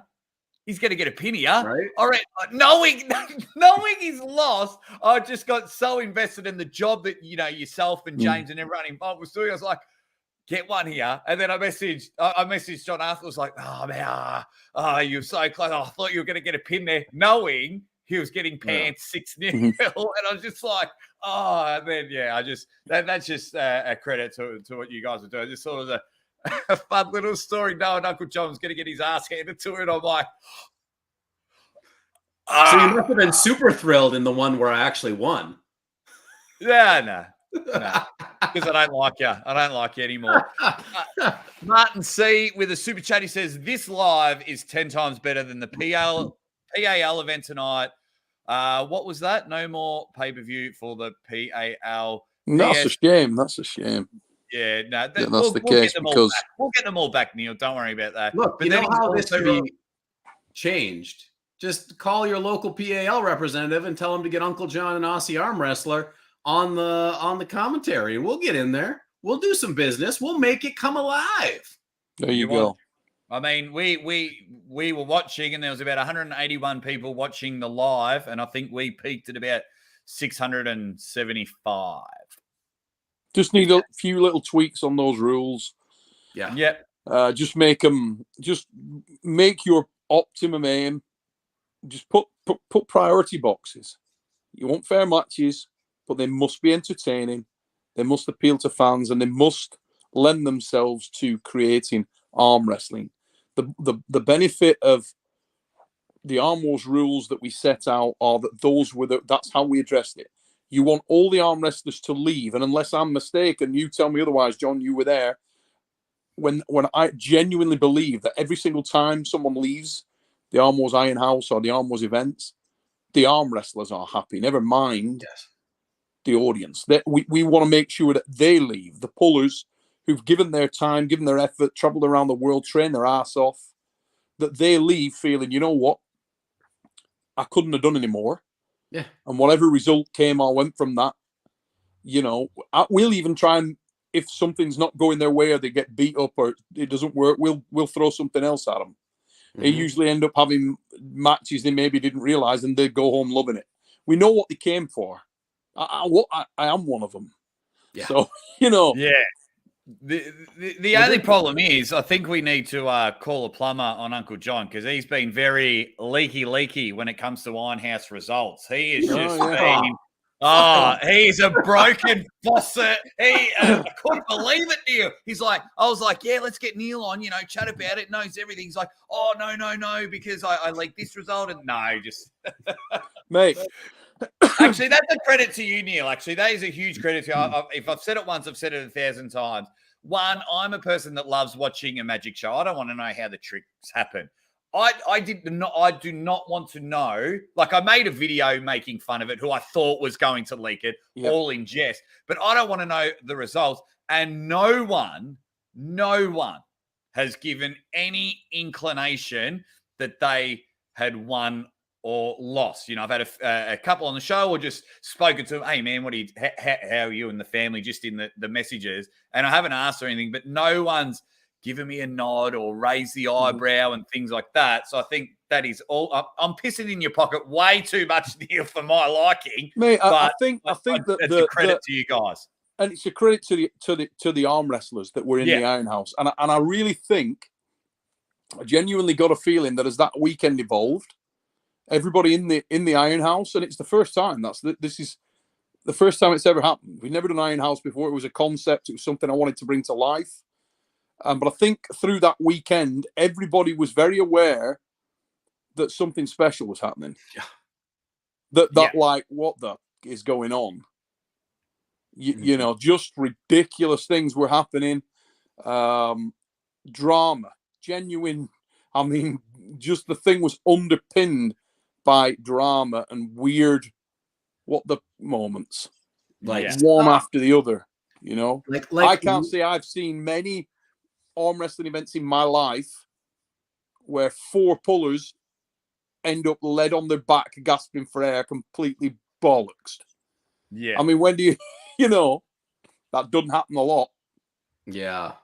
Like a lot of the stuff you guys are going to see in Iron House is like life-changing things, like where you commit to something so fully and so deeply that it changes your being. And this is what I'm talking about when people are like, you won 4 matches, just, you know, save it. Those last 2 matches can change everything. They can change who you are and what you do and the way you think. And if you don't go into them like a warrior, you'll never find out. You'll Absolutely never find out. And we've got good Devon. super chat that from Sat the B. Well, yeah, But this is just a but you know, comment. PAL has produced some good wars in the past. Yes, they have. Yeah, and you know, they've done more than that. They've done an incredible amount of good for the sport. Brought drama, brought passion, brought so much to the sport. It's a shame what is happening now. The sort of revolt that's around that, that's a negative, and we need to try and send the message across to PAL in a positive way. You know what I mean? Rather than that's what would be best, because all arm wrestling promotions deserve support. It's just trying to get everybody into an environment where they can afford everybody the best arm wrestling. So all the people that are paying to watch the pay-per-views don't feel like they've been robbed, and they get to see entertainment. The arm wrestlers go home feeling like they got to pull us to the best of their ability, and everybody wins. At the moment, that ain't the case. Yeah, and I just hope from this. Yes, we are frustrated, and it may sound like we're shitting on it, but I will buy PL again. I just hope that they're taking a lot from the feedback and growing and evolving. Yeah. And White Wolf's not too happy. He says 100% frigging guaranteed I'll never buy a PL event again. She's what a waste.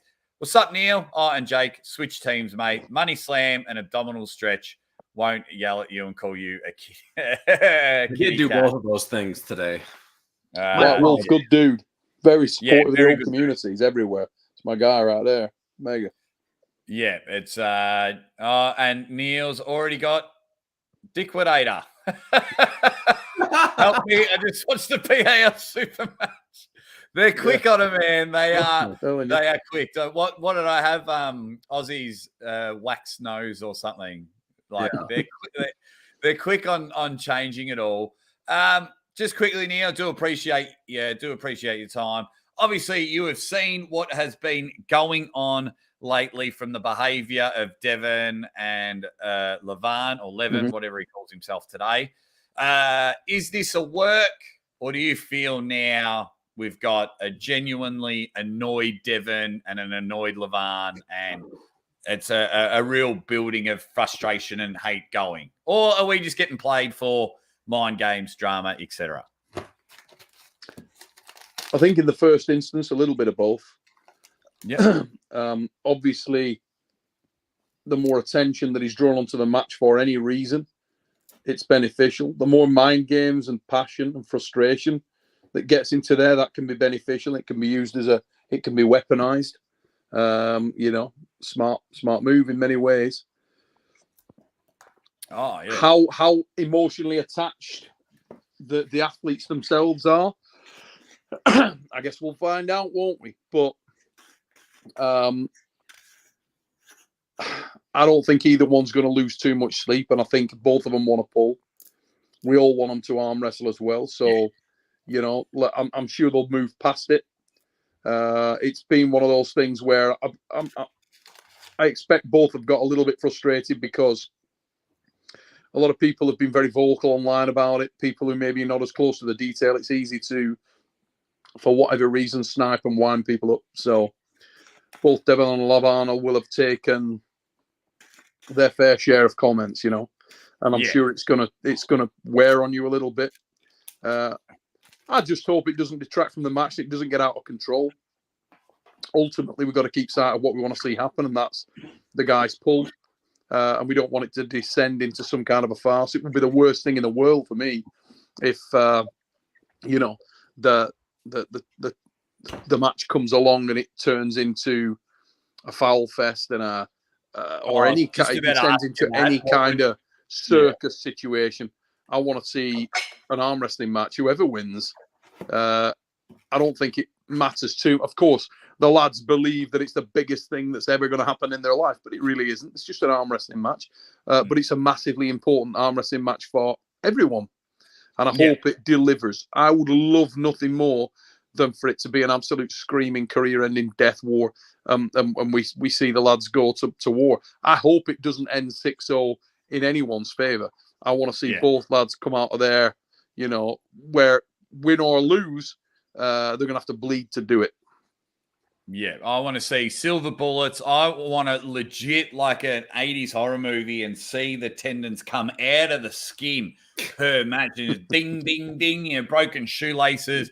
Yeah, I hope, it doesn't go 6-0. I've loved the drama. I can't help it. I grew up watching pro wrestling, Neil. So all of this, it just gets a little bit juicy. Where for me, I draw the line is all the legends here have been awesome in the chat tonight. But when I watch videos and, even on my channel, other people's channels, I think or even the Facebooks, it's just, they're the ones that are making it get out of hand. If you're on Team Levan, that's cool. You think he's going to win, but then to call someone else an effing idiot, retard, you dick, rah. It's like, just back off, dude. It is just an arm wrestling match. It's good that you're passionate, but just peg it back a bit and enjoy the banter and discussion. Yeah, there's the thing is, they're both really great lads. I mean, I know Levan and Devon both personally well. They're both great lads. Really, really good. And they like each other. It's just a bit of this before a match for whatever reason. Nothing more than that. And that will continue, and I'm sure it'll intensify. I think Devon will definitely start to ramp it up as the thing gets closer. I know I would. Of course you want to get into head. It's a fight. So you want to unsettle the guy. You want to take him off his game. If you can make it so that he's more emotional. And Levan's no dummy. He'll know that. Levan will be thinking, he's going to try and get under my skin. He's going to try and wind me up. Of course he is. But he'll be expecting that. And I think everybody in the sport's got, and it's to some extent it's healthy. It's beneficial if people get passionate and enthusiastic about it. That's fantastic. But there has to be a degree of respect there, We'll see. Yeah. And it'll be good. Guys, the end of the month, the 22nd of April, Sean B., the 22nd of April, we see some houses that are made of iron. We are going to see some quality people. Guys, we've been going for about 3 hours, so we'll wrap up in about 5 minutes. It's very hard to tell 350 people that we're going on offline. Just letting you know, in about 2.5 hours, I will be live. I'm going to try and call the UFC for the first time. Korean Zombie and Volkanovski, the Aussie, very Australian name there. I'm going to try and call that action live, but I need to spend about an hour and a half because happy baby shower day to Mrs. Aussie Arm Wrestler. I'm going to help her quickly set everything up there.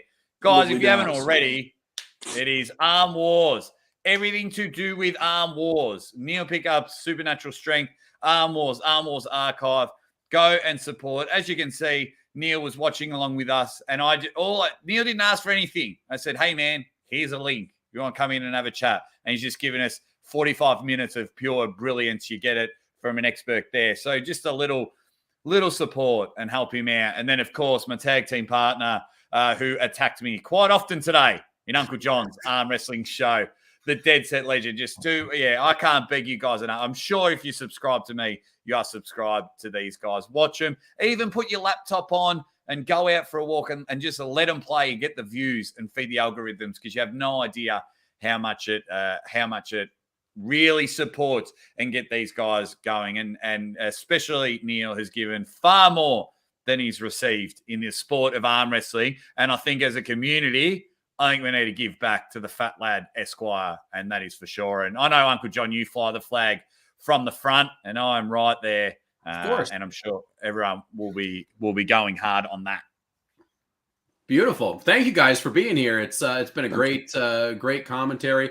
Even though there was some disappointment in the matches, there's absolutely nothing I would rather do on a Saturday afternoon than hang out with 600 people, the Aussie arm wrestler, Neil Pickup, and talk about arm wrestling, good, bad, or otherwise. It is everything I love about life. Yeah. Pseudonym just trying to speak for the average fan. He goes, we are tired of subscribe to $10 to watch events that auto-renews. Half your viewers did not pay to watch the event, hence the reminder, cancel arm bets.